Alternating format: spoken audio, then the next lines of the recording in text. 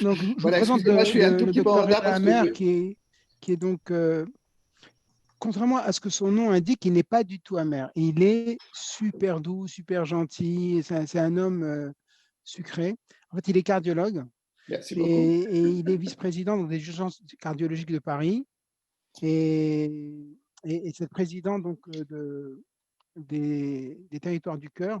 Et c'est donc au nom de cette association, dans le cadre des webinaires de Pectoris qu'il dirige, que nous avons le plaisir donc de vous accueillir ce soir sur une thématique qui est celle des anticoagulants et de leur gestion dans des situations dites extrêmes, puisque nous allons parler des patients qui sont particulièrement délicats.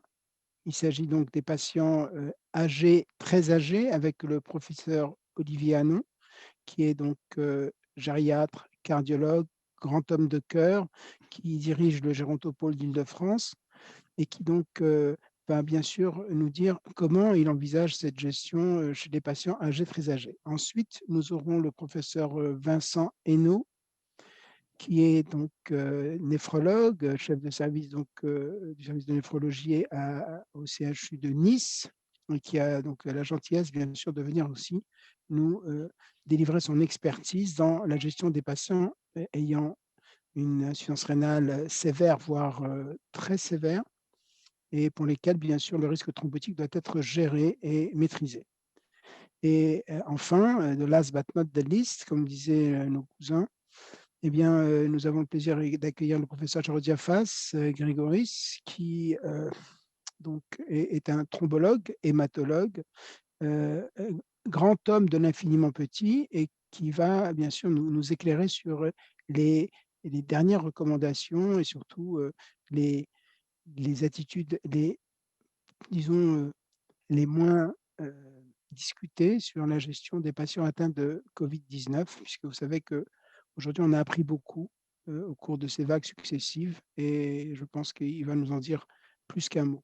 Voilà, donc sans plus attendre, comme disait Lynn Renault, la piste est à vous. Et donc, Olivier Hanon, merci donc de nous dire comment est-ce qu'on gère le risque thrombotique chez ce sujet très, très âgé. Alors, vous avez disons 15 à 20 minutes, puis après, on aura des questions dédiées après chaque présentation, de manière à pouvoir apporter davantage d'éclairage si nécessaire. Merci Olivier. Merci beaucoup Ismaël. Bonsoir à tous. Je vais donc vous partager mon écran.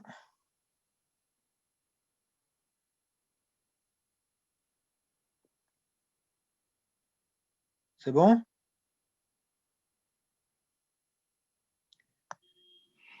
Donc, je suis le professeur Olivier Hanon, je travaille à Paris à l'hôpital Broca.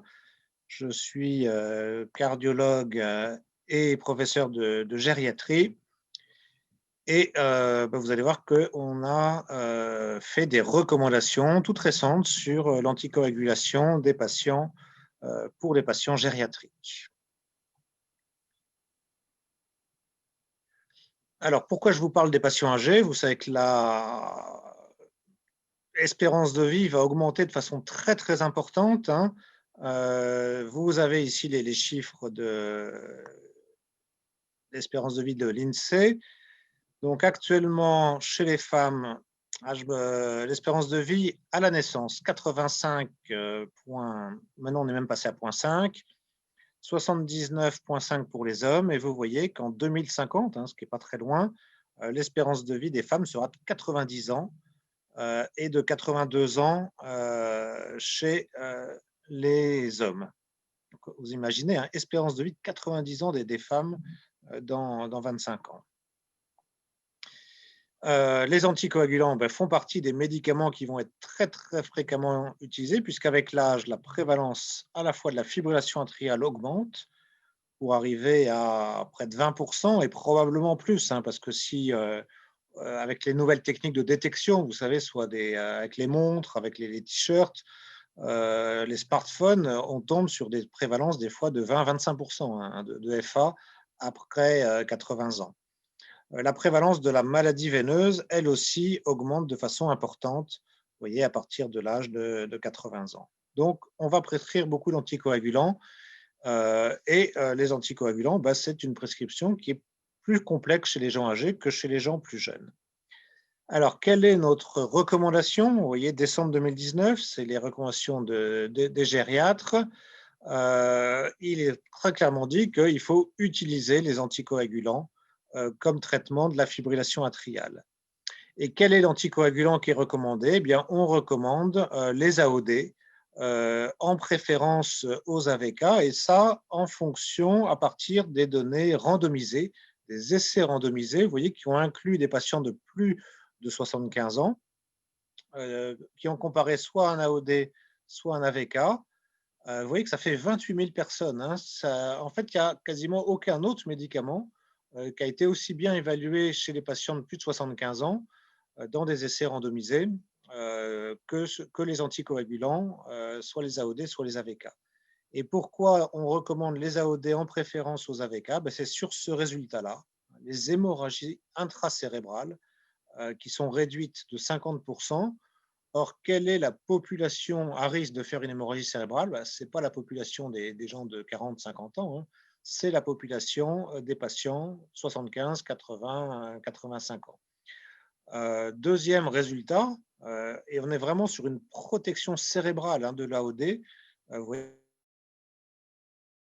que c'est l'AVC, on donne un anticoagulant pour éviter de faire un AVC ischémique, et bien, il y a une meilleure efficacité des AOD, hein, ici 23% de meilleure efficacité sous AOD que sous AVK. Donc on a vraiment une meilleure protection cérébrale, hein, moins d'AVC ischémique, moins d'hémorragie cérébrale sous AOD que sous AVK. Et on peut dire dans l'autre sens, hein, c'est-à-dire que les patients sous AVK, eh bien, ils sont exposés à un risque d'hémorragie cérébrale augmenté de 50%.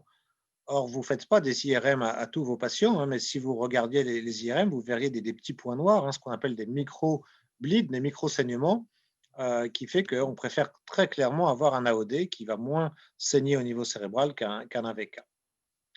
Alors après, le patient âgé, il a des éléments de fragilité, et donc ces éléments de fragilité, non pas pour contre-indiquer la prescription d'un anticoagulant, vous avez vu que les recommandations sont de donner un anticoagulant, mais pour sécuriser la prise du médicament et donc donner le médicament avec moins de risques hémorragiques. Alors pour ça, on a fait une règle qu'on appelle la règle des 5 C. Alors pourquoi 5 C? Parce que c'est 5 mots qui commencent par la lettre C qu'il va falloir évaluer euh, chez un patient âgé qu'on va mettre sous anticoagulant. Premier C, cognition. Ben, c'est vrai que si le patient oublie les médicaments, ça risque de mal se passer, donc il va falloir repérer les troubles cognitifs, on va voir comment. Deuxième C, les chutes. Patient chuteur, ben, il va falloir mettre en place toute une des stratégies pour réduire le risque de chute, et donc tout un interrogatoire, toute une enquête pour retrouver la. Ensuite, les comédications, voir quels sont les médicaments associés qui peuvent augmenter le risque hémorragique. Le rein, c'est le Cockcroft, on aurait pu mettre la clairance. Vincent Hainaut en parlera tout à l'heure, je serai très bref sur ce petit C-là. Et puis le dernier, c'est la cachexie, la dénutrition, puisque vous savez que les anticoagulants, que ce soit les AOD ou les AVK, se fixent à l'albumine, et donc il y a une augmentation du risque hémorragique. Et donc il faut repérer la dénutrition pour la prendre en charge. Alors, cette fragilité, vous voyez qu'on a travaillé sur les données avec le professeur Laurent Fauchier, hein, sur les données du PMSI entre 2010 et 2019, et on a regardé score de fragilité, les 5 C dont je viens de vous parler, comparé au score classique hémorragique, le Hasbled, le Atria, le Hemorrhage. Vous voyez que quand on regarde notre score de fragilité ici, en rouge, ou alors un autre score qui est un score de comorbidité qui s'appelle le score de Charlson, eh bien, ils sont beaucoup plus associés ici au risque hémorragique, Hasbled, Hemorrhage. Donc vraiment, repérer cette fragilité, on va repérer des patients fragiles à risque hémorragique. Et donc, vous voyez que on a quand même 1 million de patients, hein, sur ces données-là. C'est ça l'avantage de travailler sur la base du PMSI. On arrive sur des cohortes monstrueuses, hein. Je n'avais jamais travaillé sur 1,4 million sujets avant ce travail-là. Ce que je vous ai montré, c'est des données à partir des essais randomisés où on a bien vu l'intérêt des AOD, moins d'hémorragie cérébrale en particulier. Mais c'est vrai que même s'il y a eu plein de patients de plus de 75 ans dans ces essais randomisés, ce n'est pas forcément nos patients fragiles, avec des troubles cognitifs, avec des chutes, avec une dénutrition. Donc, ce qui nous manquait, c'est une étude, ce qu'on appelle en vie réelle, en vraie vie, dans la population gériatrique. Et donc, cette étude, on l'a menée, on vient de la publier. On vient de la publier il y a 15 jours, hein, donc vous en avez un peu la primeur, dans un grand journal, hein, qui est Art, du BMJ. C'est l'étude Saphir. Donc, l'étude Saphir, on a inclus des patients de plus de 80 ans qui étaient traités en vie réelle, soit par rivaroxaban, soit par AVK. Donc, c'est une étude prospective qui n'a inclus que des patients de plus de 80 ans. C'était de la FA dans l'étude des patients en FA, chez qui il y avait eu une initiation récente, soit de rivaroxaban, soit d'AVK. Inclusion essentiellement dans des sites gériatriques, 33 centres gériatriques, c'est une étude nationale, un suivi qui est un suivi de 2 ans, et là je vous présente les résultats à 1 an, sur les premières données à 1 an. Les patients étaient suivis tous les 3 mois et ont récupéré les événements. Est-ce qu'ils ont saigné? Est-ce qu'ils ont eu des événements, un AVC, une hospitalisation, un décès? Alors vous voyez qu'on a inclus beaucoup de patients, puisqu'on a inclus 1900 patients. Donc, c'est la plus grande étude prospective en gériatrie, puisque regardez l'âge moyen, 86 ans. Vraiment, on ne voit pas, hein, en cardiologie, on ne voit jamais des études avec 86 ans d'âge moyen. 25% des gens ont plus de 90 ans. Et puis, vous voyez qu'ils sont très fragiles, hein. Si je prends la cognition, 46% ont une démence. Si je prends la cachexie, 66% sont dénutris. Si je prends les chutes, 36% sont chuteurs. Puis j'ai regardé l'anémie quand même pour faire plaisir à Ismaël, 50% avaient une anémie. Donc vraiment une population de patients très fragiles. Quand on regarde les résultats, donc les résultats, objectif principal, c'était résultats sur les hémorragies majeures. Eh bien, vous voyez qu'ici, sous AOD, qui était le rivaroxaban, moins d'hémorragies majeures que ici, sous AVK. Et vous voyez que ça se sépare assez vite, les deux courbes, hein, et on est sur un taux de 35% de réduction des hémorragies majeures sous AOD que sous AVK. Ceci est observé après ajustement, vous voyez, sur tous les facteurs confondants.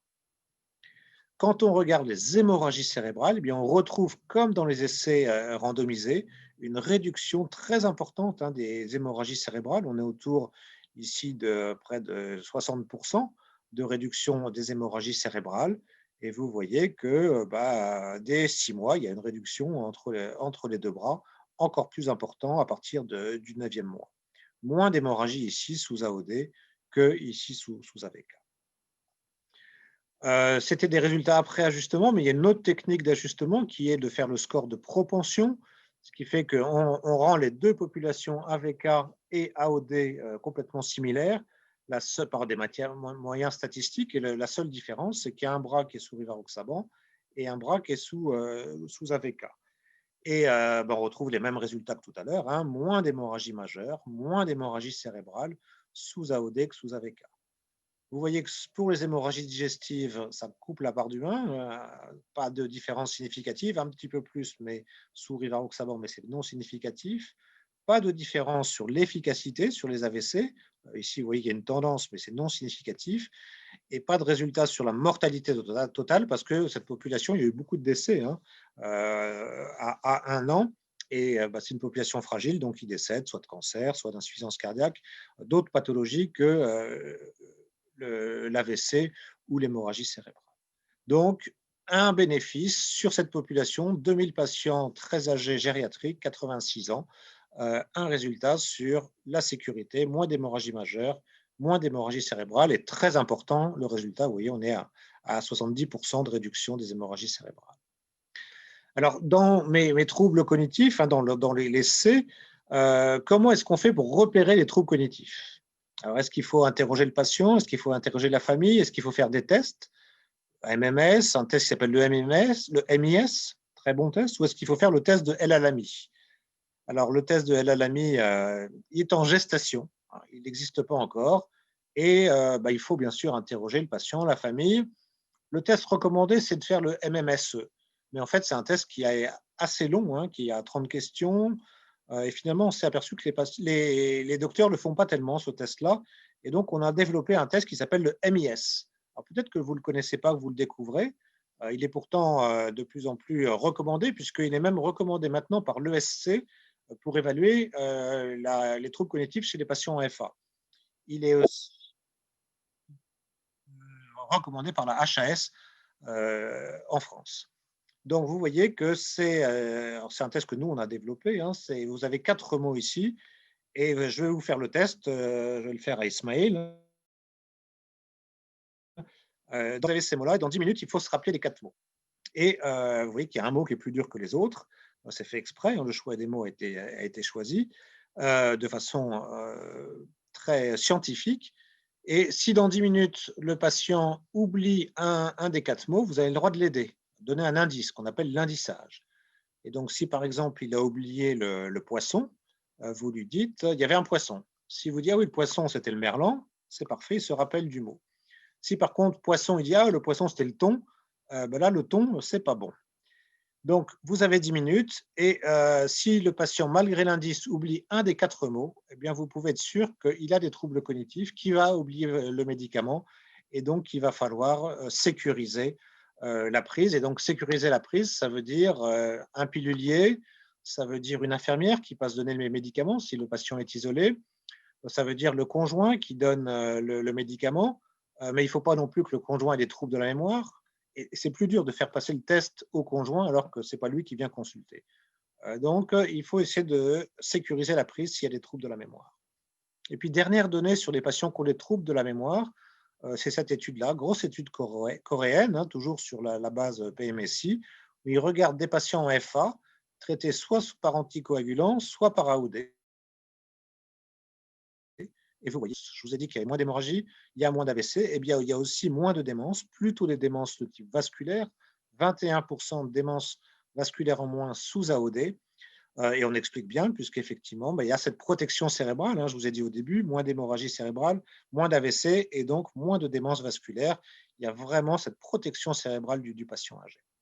Alors, chez le patient chuteur, qu'est-ce qu'on a comme données? Eh bien, quand on regarde dans les essais randomisés des patients chuteurs, ici on a 900 patients chuteurs qui ont un AOD l'édoxaban ou un AVK la varfarine. Toujours le même résultat, toujours les hémorragies cérébrales. Vous voyez qu'il y en a de façon significative, beaucoup moins sous AOD que sous AVK. 2% d'hémorragie cérébrale sous AVK, 0,3 sous AOD. Donc, si on a un patient chuteur, eh bien, il va falloir préférer, si on donne un anticoagulant, un AOD. Ça, c'était des essais randomisés, mais dans la vraie vie, on a exactement les mêmes résultats. Ici, c'est une étude au Danemark. Vous voyez que c'est une étude cas contrôle. Ils ont pris tous les hématomes sous-duraux au Danemark et ils regardent. Vous voyez que quand on tombe et qu'on est sous anticoagulant, sous AVK, on multiplie par 3,6 son risque d'hématome sous-dural. 3,6 de plus. Quand on est sous AOD, ici, vous voyez qu'on augmente, on multiplie par 1,5. Et on retrouve toujours 50% de moins que sous AVK. Ce n'est pas zéro, hein, c'est 1,5, mais c'est 50% de moins que 3,6. Donc, vous voyez qu'à la fois les études randomisées, à la fois les études observationnelles, moins de risque d'hémorragie cérébrale chez les chuteurs. Et les recommandations nous disent qu'effectivement, même chez les chuteurs, eh bien, on doit préférer les anticoagulants. Alors, comment on repère le risque de chute? Il y a des petits questionnaires, vous voyez, ça c'est ce que recommande l'ESC. Si le patient a déjà chuté, 1 point. S'il prend plus de 5 médicaments, enfin plus de 4, donc au moins 5, 1 point. Psychotrope, qui est la première cause de chute, 1 point. S'il a des problèmes de vue, des troubles neurologiques. Et puis, il y a des petits tests, hein, comme par exemple le test du lever de chaise, où on doit se lever d'une chaise sans céder des bras en moins de 12 secondes. Et puis, de rester sur une jambe, par exemple, pendant 10 secondes, sans céder des bras. Et puis, on met des points à chaque fois. Et vous voyez que si on a 0 ou 1 point, 7% de risque de chute dans l'année. Si on a 6 points, 50% de risque de chute. Et donc, vous voyez qu'à chaque fois, on va pouvoir voir si on peut diminuer les médicaments, si on peut arrêter les psychotropes, si on peut corriger la vue, et là, faire de l'exercice physique pour récupérer, hein, lutter contre la sarcopénie, récupérer de la masse musculaire. Donc ça, c'est les recommandations gériatriques. Il convient de préférer chez le chuteur les AOD aux AVK, ne pas interdire les anticoagulants aux patients chuteurs. Il faut faire une évaluation. et mettre en place des mesures pour limiter le risque de chute. Donc, vous voyez, la bague de dire chez le chuteur, pas d'anticoagulant est faux. Les gériatres vous disent, mettez des anticoagulants, plutôt des AOD. Et vous voyez les mesures pour limiter le risque de chute, hein, la kiné, APA, c'est activité physique adaptée. La vitamine D, ça c'est un très bon truc que vous allez apprendre ce soir, hein. Vous donnez de la vitamine D aux patients chuteurs, vous réduisez de 20% le risque de chute. Aucun effet secondaire de vitamine D. Et donc, vous donnez de la vitamine D dès demain à vos patients chuteurs, vous aurez réduit ce risque de chute. Et puis, si vous avez un patient chuteur, c'est vrai que, et que vous avez peur qu'il se casse le col et qu'il doive être opéré en urgence, le fait de pouvoir avoir un AOD avec un antidote peut être un élément de votre choix quand vous donnez un anticoagulant. Le quatrième C, le troisième C, c'est les comédications. Patients polymédiqués, vous voyez que les recommandations gériatriques, on dit qu'il convient de préférer les AOD aux AVK parce qu'il y a tellement d'interactions avec les AVK qu'on va préférer, il y en a quand même moins avec les AOD. Quels sont les médicaments chez qui il faut se méfier avec les AOD? Les AINS, chez les patients âgés, on n'aime pas les AINS hein, à cause des effets à la fois néphrotoxiques et digestifs. Le verapamil, et notamment avec le dabigatran, mais on n'aime pas beaucoup le verapamil, hein, c'est un médicament qui constipe, on n'aime pas trop que les patients âgés soient constipés. Les antifongiques imidazolés qui vont augmenter le risque hémorragique sous AOD, même sous AVK. Et donc là, on préfère des antifongiques non imidazolés. Par exemple, la mycostatine, le mycoster, l'amphotéricine. Donc il y en a, il vaut mieux éviter plutôt que le pévaril ou le dectarin, qui sont eux des imidazolés. Et puis les inhibiteurs, les antidépresseurs, hein, inhibiteurs de recapture de la sérotonine. La sérotonine a une petite action anti-agrégante plaquettaire, donc associée aux anticoagulants, augmente le risque hémorragique. Et donc là aussi, demandez l'avis d'un spécialiste, du gériatre ou du psychiatre, pour avoir un antidépresseur non sérotoninergique. Il y en a plusieurs, hein, la myancérine, la thymine, la moclamine. Donc on peut tout ça, vous allez réduire le risque hémorragique de votre patient. La fonction rénale, je vais laisser Vincent en parlait, mais vous voyez que toutes les études montrent que chez les insuffisants rénaux, aussi bien en efficacité qu'en sécurité, vous avez un bénéfice des AOD, 20% d'AVC en moins, un bénéfice sur la sécurité, 20% d'hémorragie en moins. Ça, c'est l'éclairance entre 30 et 50. Donc, les recommandations des gériatres, il faut surveiller la fonction rénale après 75 ans. Vous voyez que nous, on propose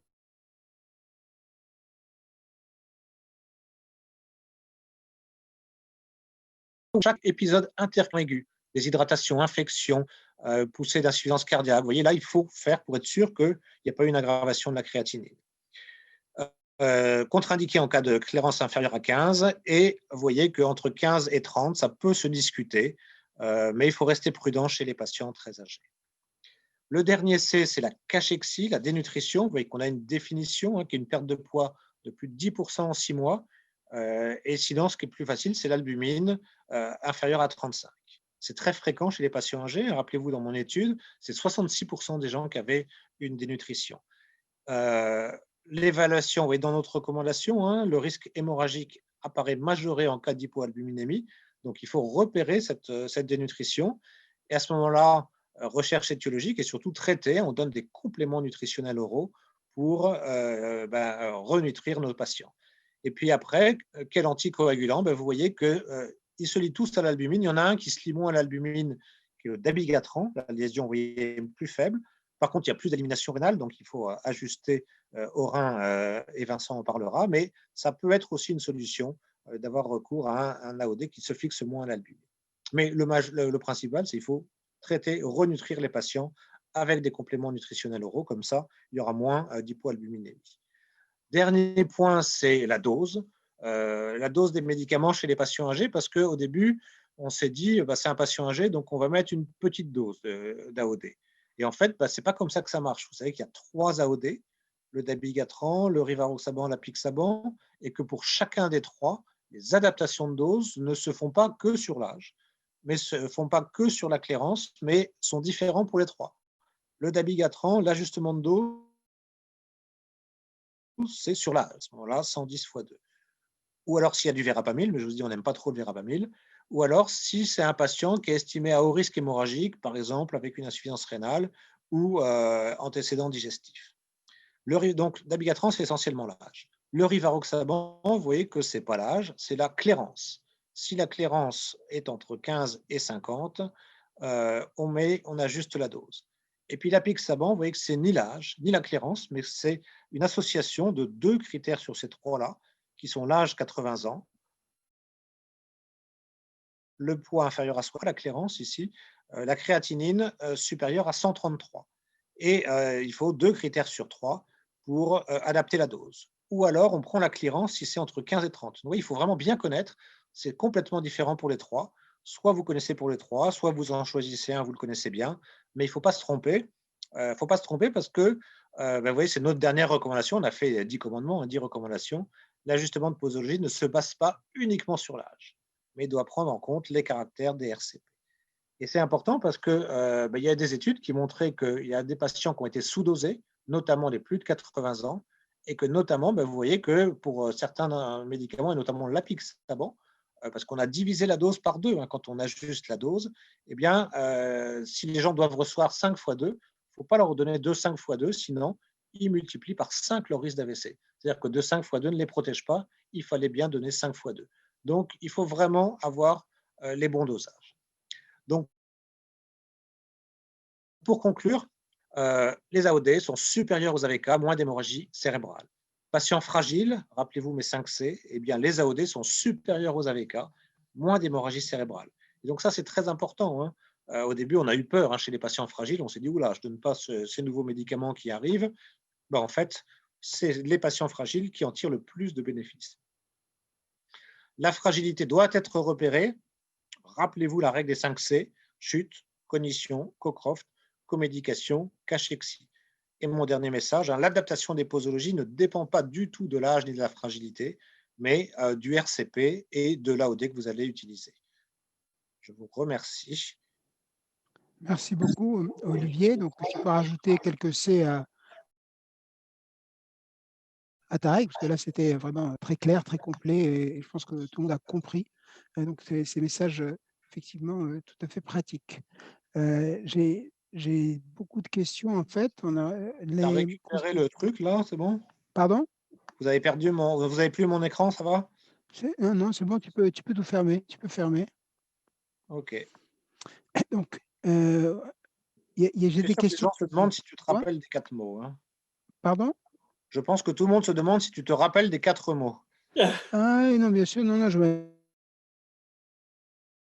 attends, non, c'est Et après, carotte, hein, tu as le droit de les peuplier, noter. et puis il y avait une sardine, poisson, et puis il y avait, une fleur, c'était l'iris, C'est bon, non? tu peux rentrer chez toi en voiture, il n'y a aucun problème. Hein.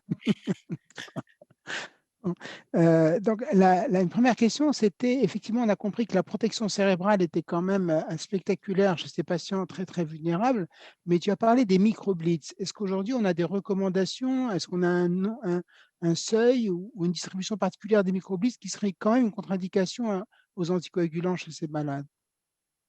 Alors là, il y a eu des papiers nouveaux, hein, parce qu'au début, on donnait un seuil à 10 microblides. On disait au-delà de 10, il y a vraiment un risque hémorragique. Et puis, il y a une étude hein, qui s'appelle l'étude Chromis qui vient d'être publiée et qui est assez perturbante hein, parce que les patients qui ont des microblides ont une augmentation du risque hémorragique, mais en fait, ont une augmentation du risque ischémique encore plus importante. Ce qui fait qu'on tombe sur un marqueur un peu embêtant, c'est que c'est un marqueur du risque hémorragique, ok, mais c'est aussi un marqueur du risque ischémique. Et donc, ne pas donner d'anticoagulant alors que finalement le risque ischémique chez ces patients est plus élevé que le risque hémorragique devient perturbant. Donc, la règle des 10 microblides commence à être un peu remise en cause par cette étude Chromis et on ne sait pas ce que vont dire les prochaines recommandations. Pour l'instant, moi, avant, je faisais 10 microblides, ça m'embête.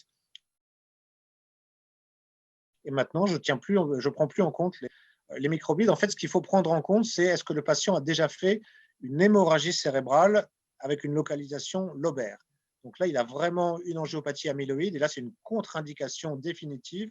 Et ces patients-là, il faut les orienter sur une fermeture de l'auricule gauche à ce moment-là. Merci, Donc, c'est vraiment pas que le microbide, c'est microbide avec une hémorragie. d'accord.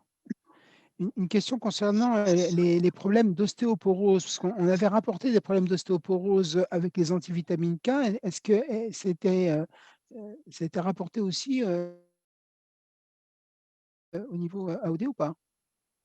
Alors, il y a plein d'études qui sont sorties cette année sur fractures ostéoporotiques chez des patients sous AOD et chez des patients sous AVK.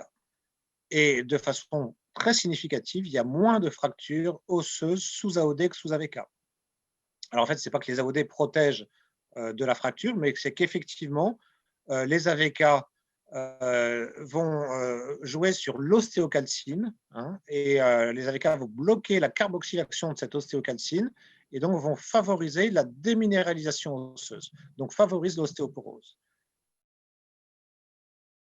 Alors que les AOD ne jouent pour cette voie de l'ostéocalcine, et donc les AOD ne favorisent pas l'ostéoporose. Et donc c'est pour ça qu'il y a moins de fractures sous AOD, c'est que les AOD ne sont pas des facteurs de risque d'ostéoporose. Il y a plus de fractures sous AVK, puisque les AVK favorisent. Ah, on t'a perdu, Olivier, là. Tu dois avoir une C'est un connexion. élément. Ouais. Ta connexion n'était pas terrible, hein, là, on t'a perdu un petit moment. Ah mince. Et alors, est-ce que vous avez des questions, les collègues du panel? Parce que vous avez le droit Oui, de poser des questions, hein, si vous souhaitez. oui, je peux en poser une? Olivier, tu m'entends? Connecter ma box là.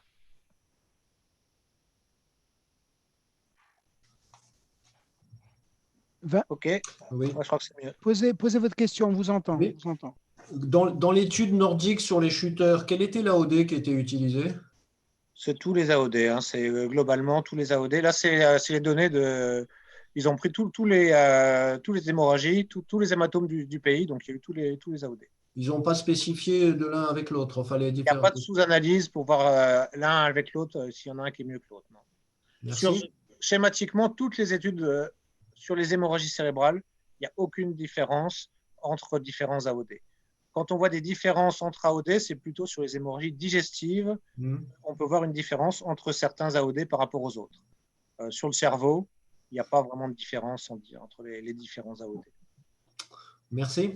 Merci beaucoup. Est-ce qu'il y a encore une question, une dernière question brûlante? Non? Ben, écoutez, merci beaucoup, Olivier. Vraiment, maintenant, on sait que le vieux ira mieux grâce aux AOD, donc c'est parfait. Merci bien. Nous allons passer maintenant à un autre domaine qui est particulièrement sensible, vous l'avez compris, qui est le domaine rénal avec Vincent Hainaut. Et donc, merci Vincent, pareil, de Alors, nous par contre, donner il faudrait des qu'Olivier messages arrête son très partage pratiques et d'écran. pragmatiques. Oui, il Il n'est pas faudrait fini le qu'Olivier, partage tu peux d'écran, c'est arrêter ça, ton après je te partage demanderai. d'écran parce que là, mon écran, c'est ton écran en Olivier, fait. il faut que tu sortes ton écran, quitte, écran partagé, tu mets quitter en bas, vert. Écran partagé. Comment j'arrive sur écran partagé, moi? Ben, en bas, Tu bouges ta tu baisses souris, la souris en bas. et tu reviens sur l'icône écran partagé pour quitter. Ah, alors là, il est en haut. Voilà, ça peut être en haut ou en bas selon l'affichage des ordi en fait, ou sur le côté. Ouais, mais là, il me remet partagé, moi. Ah zut, Arrêtez, je vais faire arrêter. voilà, Voilà, super, merci, bravo. super. Et donc, moi, je peux me remettre à faire mon écran partagé. Hop, ça va être cette affaire-là. Je partage.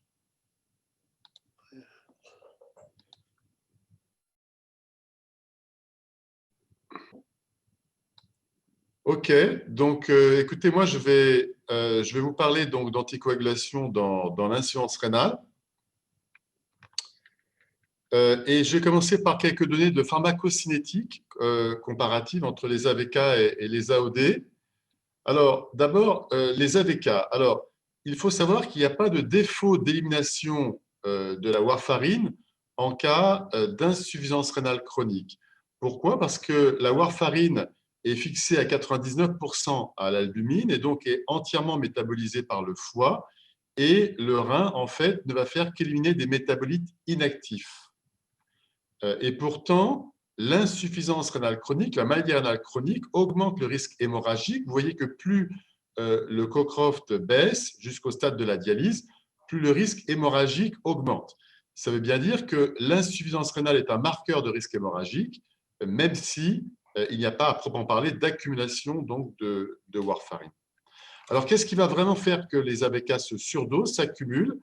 Eh bien, en fait, Olivier en a un petit peu parlé déjà, c'est des situations d'hypoalbuminémie qui vont faire que la fraction libre de warfarine va augmenter, favorisant donc un surdosage. Et puis les épisodes de foie cardiaque, d'insuffisance hépatique aiguë, typiquement les poussées de congestion, éventuellement quand un malade justement passe en FA, il va perdre 20 à 30% de son débit cardiaque.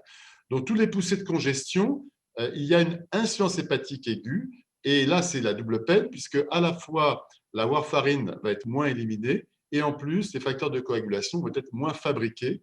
Donc deux raisons pour lesquelles à chaque fois que votre patient cardiaque arrive en pleine congestion avec une turgescence jugulaire en barreau de chaise, vous pouvez être sûr que votre INR est surdosé. Alors, le rivaroxaban, c'est l'AOD qui a la pharmacocinétique finalement la plus proche des AVK, parce qu'il y a encore une fixation à l'albumine qui est assez importante. Donc, une part importante de l'élimination, c'est du métabolisme hépatique, mais il y a une élimination rénale qui n'est pas négligeable. Il y a juste deux choses à savoir en plus sur le Rivaro. La première, c'est que c'est l'AOD qui a la meilleure biodisponibilité, à condition de le prendre au milieu d'un repas. Si vous prenez le Rivaro au milieu d'un repas, vous avez 100% de biodisponibilité. Par contre, si vous le prenez à distance d'un repas, avec l'estomac vide, eh bien, cette biodisponibilité va pouvoir diminuer beaucoup. Et là, donc, c'est un problème parce que votre Rivaro va être beaucoup moins efficace parce que beaucoup moins réabsorbé. Et la deuxième chose à savoir, c'est que c'est l'AOD qui a la durée la plus courte, surtout chez les sujets jeunes, mais aussi chez les sujets âgés. Les demi-vies seront comparativement plus courtes que pour les autres AOD. Pour l'apixaban, il y a encore une fixation à l'albumine qui est encore assez importante, mais sans doute à des niveaux qui ne sont plus suffisants pour induire une vraie accumulation en cas d'hypoalbuminémie et un métabolisme un peu plus équilibré, avec en gros 50% d'élimination fécale et un quart de rein et un quart de foie. Pour le DABI, c'est complètement différent. Il faut bien retenir que le DABI, en fait, c'est une prodrogue. Il faut un premier passage hépatique pour faire du DABI actif, qui, lui, est très peu fixé à l'albumine, comme l'a dit Olivier. Et donc, comme il est peu fixé à l'albumine, il est essentiellement éliminé par le rein. Et par contre, il est donc libre et dialysable. Si vous avez un patient qui a la mauvaise idée de vouloir se suicider en mangeant plusieurs boîtes de dabigatran, vous avez la possibilité de le dialyser pour éliminer donc, le DABI. Alors maintenant, quelles sont les études randomisées AOD versus AVK dont on dispose et quelles sont les conséquences pour la maladie rénale? Eh bien, vous voyez que malheureusement, dans les grandes études pivots, on va voir que les patients avec une insuffisance rénale plus avancée ont été exclus. Alors, vous voyez qu'ici, dans RELAI, donc c'est dabigatran, on avait exclu les patients qui avaient un Cockcroft inférieur à 30. Et ce qui est important, c'est que tous les malades ont été randomisés, qu'ils aient ou pas une insuffisance rénale moyenne à modérée, même s'ils avaient donc un Cockcroft entre 30 et 50, qu'ils étaient âgés, qu'ils étaient fragiles, tous les patients ont été randomisés de façon équilibrée entre AVK, DABI 110 x 2 et DABI 150 x 2. Alors que pour le Rivaro, dans Rocket AF, eh bien, il y a eu des études de pharmacocinétique, comme le produit s'est éliminé par le rein, et qu'on avait pour les anti-DISA, on savait quelle était la zone thérapeutique, donc on a pu calculer quelles étaient les diminutions de dose possibles, alors que pour ici un antithrombine d'action directe, eh bien, en fait, on n'avait pas ces données de relation dose-effet, et il fallait donc faire cette randomisation pour voir quels étaient les effets et savoir quelle était la bonne dose pour les bons profils patients. Là, on savait quelle était la fourchette d'anti-DISA à rechercher, et on a pu faire des ajustements, si bien que les patients qui avaient une insuffisance rénale ont été randomisés pour recevoir des doses de Rivaro plus faibles. Alors, pour l'API, c'est plus compliqué parce que, comme Olivier l'a déjà rappelé, il faut 2 critères parmi 3 critères, âge, poids et créate, pour diminuer les doses d'apixaban. Alors ça paraît compliqué, mais finalement, ça a une certaine logique. Parce que, effectivement, l'apixaban est à l'élimination rénale,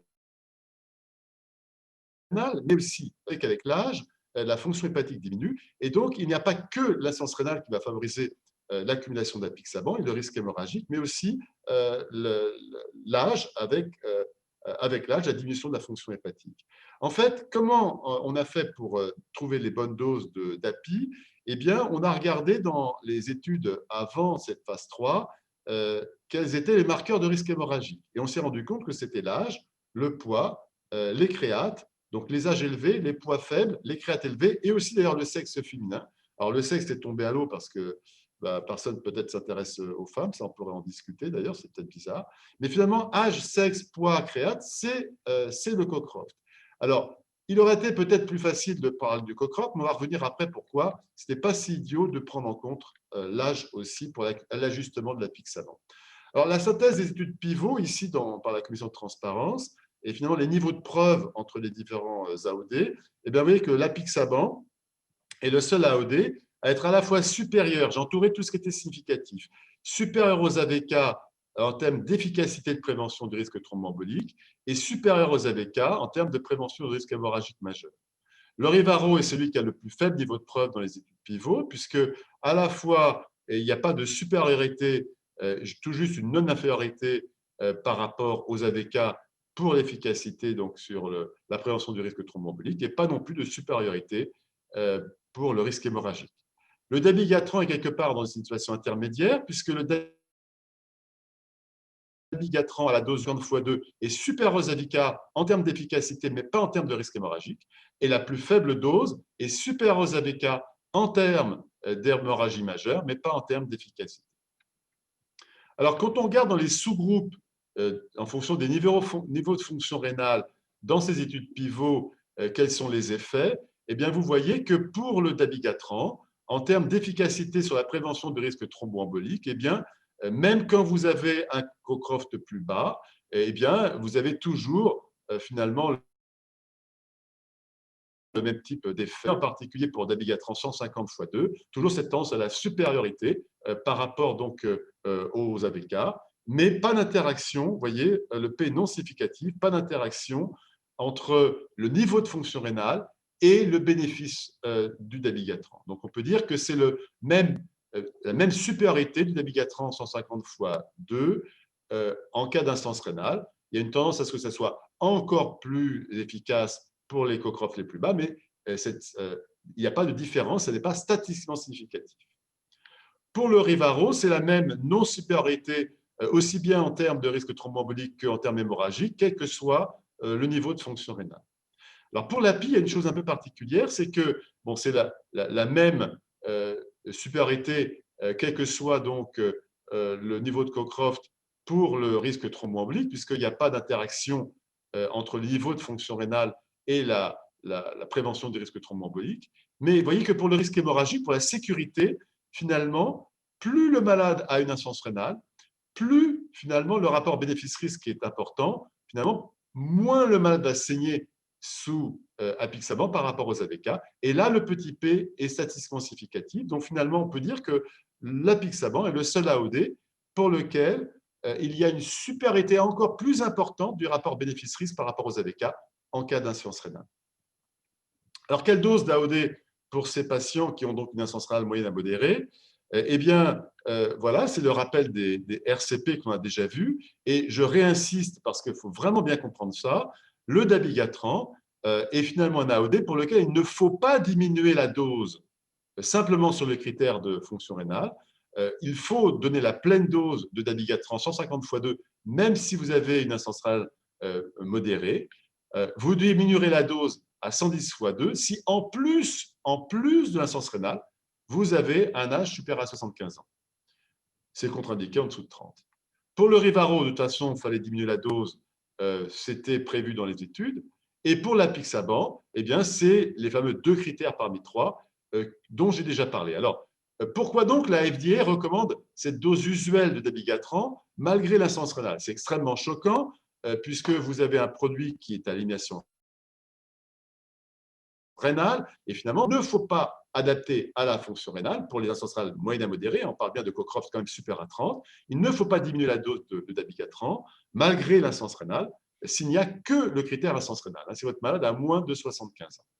Alors pourquoi? Parce que dans Relais, je vous l'ai rappelé, les malades ont tous été randomisés, qu'ils soient vieux, qu'ils soient insurénaux, ils ont tous été randomisés dans les 3 bras. Et donc, regardons le bénéfice des plus de 3000 malades qui ont été randomisés avec une insuffisance rénale, donc un Cockcroft entre 30 et 50, vous voyez que le bénéfice de la dose 150 x 2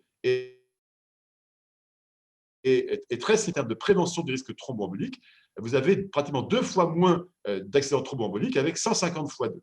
Donc, il ne faut pas priver les malades en insuffisance rénale de la dose efficace pour l'efficacité de la prévention des accidents thromboemboliques. Par contre, vous avez, avec la plus forte dose, la dose usuelle, le même risque de saignement grave, même une tendance à avoir un petit peu moins de saignement, mais ce n'est pas statistiquement significatif. Donc, en tout cas, aucune raison, si le malade n'a qu'une insuffisance rénale et moins de 75 ans, aucune raison de ne pas donner 150 x 2. Alors pourtant, les taux sanguins étaient extrêmement augmentés. Comme on ne savait pas trop où on allait dans cette étude, il y a eu des dosages sanguins. Et bien sûr, du fait de l'insuffisance rénale, les taux sanguins de dabigatran ont été multipliés par 2 à 3 par rapport aux patients qui avaient des fonctions rénales normales. Mais ce que ça veut dire, c'est que l'index thérapeutique du dabigatran est tellement large qu'il n'y a pas eu plus d'hémorragie grave s'il n'y avait bien sûr que l'insuffisance rénale et pas en plus un sujet âgé. Alors, par contre, quand on regarde le sous-groupe des patients âgés, il y avait un très, très fort sous-groupe de patients âgés dans Rely. Et bien là, le bénéfice de la dose usuelle devient futile, avec à peine moins d'accidents thromboemboliques, alors que le risque d'hémorragie grave devient statistiquement significatif et donc intolérable. Et c'est pour ça que quand les malades sont âgés de plus de 75 ans avec une insuffisance rénale, il faudra diminuer la dose. Donc, la dose d'apixaban, elle est diminuée quand vous avez 2 critères parmi 3, dont seulement un critère qui concerne la fonction rénale. Et donc, pareil, finalement, comme pour le dabigatran, si vous avez à la fois l'insuffisance rénale et l'âge, vous allez diminuer la dose. Et là, vous diminuez la dose de façon drastique, parce que je vous rappelle que pour le dabigatran, finalement, vous diminuez la dose que de 150 à 110, donc vous diminuez la dose en gros d'un tiers, alors que 25% à un tiers, alors que là, vous diminuez la dose par 2, vous passez de API 5 x 2 à API 2,5 x 2. Alors, bien sûr qu'il faut tenir compte de l'insuffisance rénale, parce que comme il y a une élimination rénale, quand le Cockcroft baisse, eh bien, les concentrations plasmatiques d'apixaban augmentent, c'est tout à fait clair. Et quand vous regardez ces 2 exemples, une femme ou un homme, avec les 3 critères exactement au seuil, donc 80 ans, 60 kg, créate à 133, vous voyez que ça correspond à un Cockcroft en gros à 30. Donc, on comprend bien que quand vous avez un Cockcroft en dessous de 30, là, de toute façon, il faut diminuer la dose à 2,5 x 2. Là, ce n'est pas ambigu. Par contre, effectivement, il faut tenir compte de l'ensemble de ces critères, avoir au moins 2 critères parmi 3 pour diminuer la dose. On ne diminuera pas la dose, là aussi, que sur un critère de fonction rénale. Et finalement, le Rivaro est le seul AOD qui n'a pas tenu compte de l'âge pour adapter la posologie. Et c'est sans doute une bêtise, d'autant plus qu'il y a la moitié de la dose de Rivaro qui doit être éliminée par le foie. Et donc, le foie, comme on l'a dit, essentiellement la fonction hépatique qui diminue, bien sûr, avec l'âge. Alors, quel rapport bénéfice-risque des AOD? Et je finis là-dessus dans l'insuffisance rénale. Alors, vous voyez que là, ce n'est pas dans l'insuffisance rénale, mais c'est une étude dans la vraie vie, qui a été demandée par l'HAS à Bayer, qui commercialise le Rivaro. On a demandé à Bayer de se comparer à l'AOD qui existait avant lui, au dabigatran. C'est des études faites à partir des données de la SNIRAM. Donc, tous les malades français sont dans cette étude, avec une analyse d'un score de propension à haute dimension. Donc, on ajuste vraiment sur plus de 500 variables. Ces malades sont vraiment extrêmement comparables. Alors, quand on regarde donc les patients fragiles, ce qui nous intéresse aujourd'hui, on a diminué la dose, à Rivaro 15 ou dabigatran 110 x 2, soit parce que le patient était âgé et ou en insuffisance rénale. Eh bien, vous voyez que voilà l'odd ratio des effets. À chaque fois que c'est en gras, c'est significatif. À chaque fois que l'odd ratio est supérieur à 1, c'est en défaveur du Rivaro. Donc là, vous avez ici 20% d'accidents thromboemboliques en plus sur Rivaro 15 par rapport au DABI 110. Vous avez 21% d'hémorragie majeure, 32% d'hémorragie cliniquement significative en plus sur Rivaro par rapport au dabigatran. Pas de différence en termes de mortalité d'événements coronariens.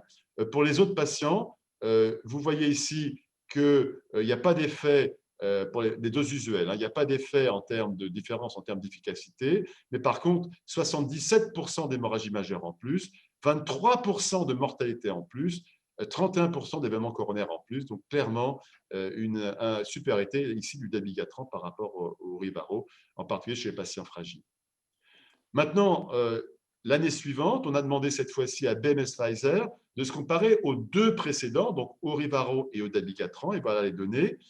Donc, c'est Naxos, ça a été publié récemment. Donc, en termes d'hémorragie grave, bien sûr, l'API est supérieur aux AVK, ça on le sait, mais l'API est aussi supérieur au Rivaro et aussi, bien que dans une moindre mesure, supérieur au Dabigatran.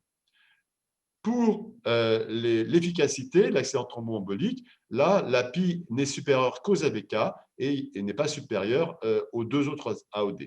Par contre, ce qui est intéressant, c'est qu'en termes de mortalité totale, quand même, ça nous intéresse, savoir si le malade meurt, une très nette supériorité de l'API par rapport aux AVK en termes de mortalité, hein, ça c'est vraiment, à mon avis, une faute aujourd'hui, une faute médicale de prescrire un AVK dans la FA non valvulaire, en tout cas, en particulier chez les sujets âgés, hein, ça expose nos malades à une surmortalité si on les laisse sous AVK.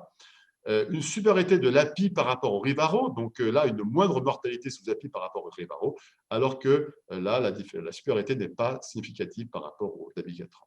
Alors, juste une petite chose, juste pour corriger un tout petit truc que vous a dit Olivier, il y a une étude qui montre une différence en termes d'hémorragie intracérébrale. C'est cette étude qui a été faite un peu sur le même modèle, mais aux États-Unis, un même modèle que les deux études de la SNIRAM.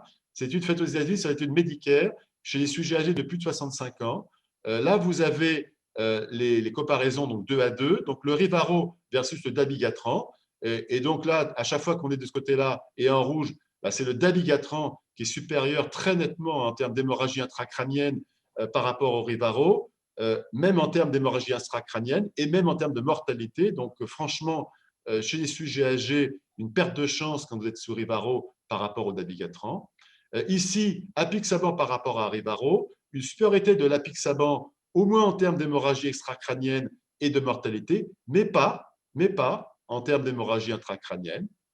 Et ce qui est intéressant ici, c'est que quand on compare Dabigatran versus apixaban, et c'est finalement la seule étude effectivement qui le montre, une supériorité du Dabigatran en termes d'hémorragie intracrânienne, ici, vous voyez, chez les sujets âgés, fragiles, une supériorité du Dabi. Alors, c'est pour ça que je pense qu'il y a quand même vraiment une place, je vous dirai à la fin ce que je fais, mais je pense qu'il y a bon, l'apixaban a le plus haut niveau de preuve, je vous l'ai bien montré et rappelé. Mais il y a sans doute une place pour le DABI chez les sujets fragiles, en particulier ceux qui ont déjà fait une hémorragie intracérébrale, chez qui vraiment on ne veut pas de récidive d'hémorragie intracérébrale, d'autant plus que vous savez qu'il y a un agent, un antidote pour le Dabigatran, le Praxbind, qui peut éventuellement, en termes d'hémorragie, être extrêmement utile. Donc vraiment, à mon avis, une indication là tout à fait intéressante du Dabigatran chez les sujets âgés qui ont en particulier déjà présenté une hémorragie intracrânienne. Alors, les fluctuations d'anticoagulants, Rivaro versus apixaban. Donc ça, c'est une étude qui a été faite par Bayer, très belle étude de pharmacocinétique, où vous voyez les concentrations plasmatiques au bout de 7 jours de traitement. On a donné donc une fois par jour le Rivaro et 2 fois par jour l'apixaban. Et donc, on regarde au bout de 7 jours les concentrations plasmatiques, et même au bout de 7 jours, à la fin, on arrête 6 heures sans redonner un 8e jour le traitement, donc pour voir ce qui se passe au-delà. Alors, on voit très bien que vous avez ici une très forte augmentation de concentration après la dose unique de Rivaro, et puis au bout de 16 heures, il n'y a plus grand-chose, il n'y a vraiment plus beaucoup de Rivaro dans la circulation. Par contre, avec la PI, vous avez 2 prises et donc vous avez des fluctuations forcément qui se font dans une fourchette plus étroite, avec toutefois, quand vous arrêtez le produit à la fin, une diminution bien sûr des concentrations. Et ce qui est intéressant dans la même étude, c'est qu'on montre qu'il y a une parfaite corrélation entre les concentrations plasmatiques et l'activité anti-DISA. Si bien que si ici, on avait dans cette courbe remplacé la courbe par anti-DISA versus, voilà, c'est exactement pareil. Donc vous avez une très forte activité anti-DISA après la prise unique, donc ici un risque hémorragique sous Rivaro, en dose unique. Et puis, au-delà de 16 heures, plus beaucoup de protection et peut-être donc un risque de thromboembolique en fin d'intervalle de dose. Alors, la deuxième chose importante, c'est l'impact de l'observance, de l'oubli, parce qu'effectivement, prendre un seul médicament par jour, ça améliore l'observance. C'est un des arguments forts du Rivaro.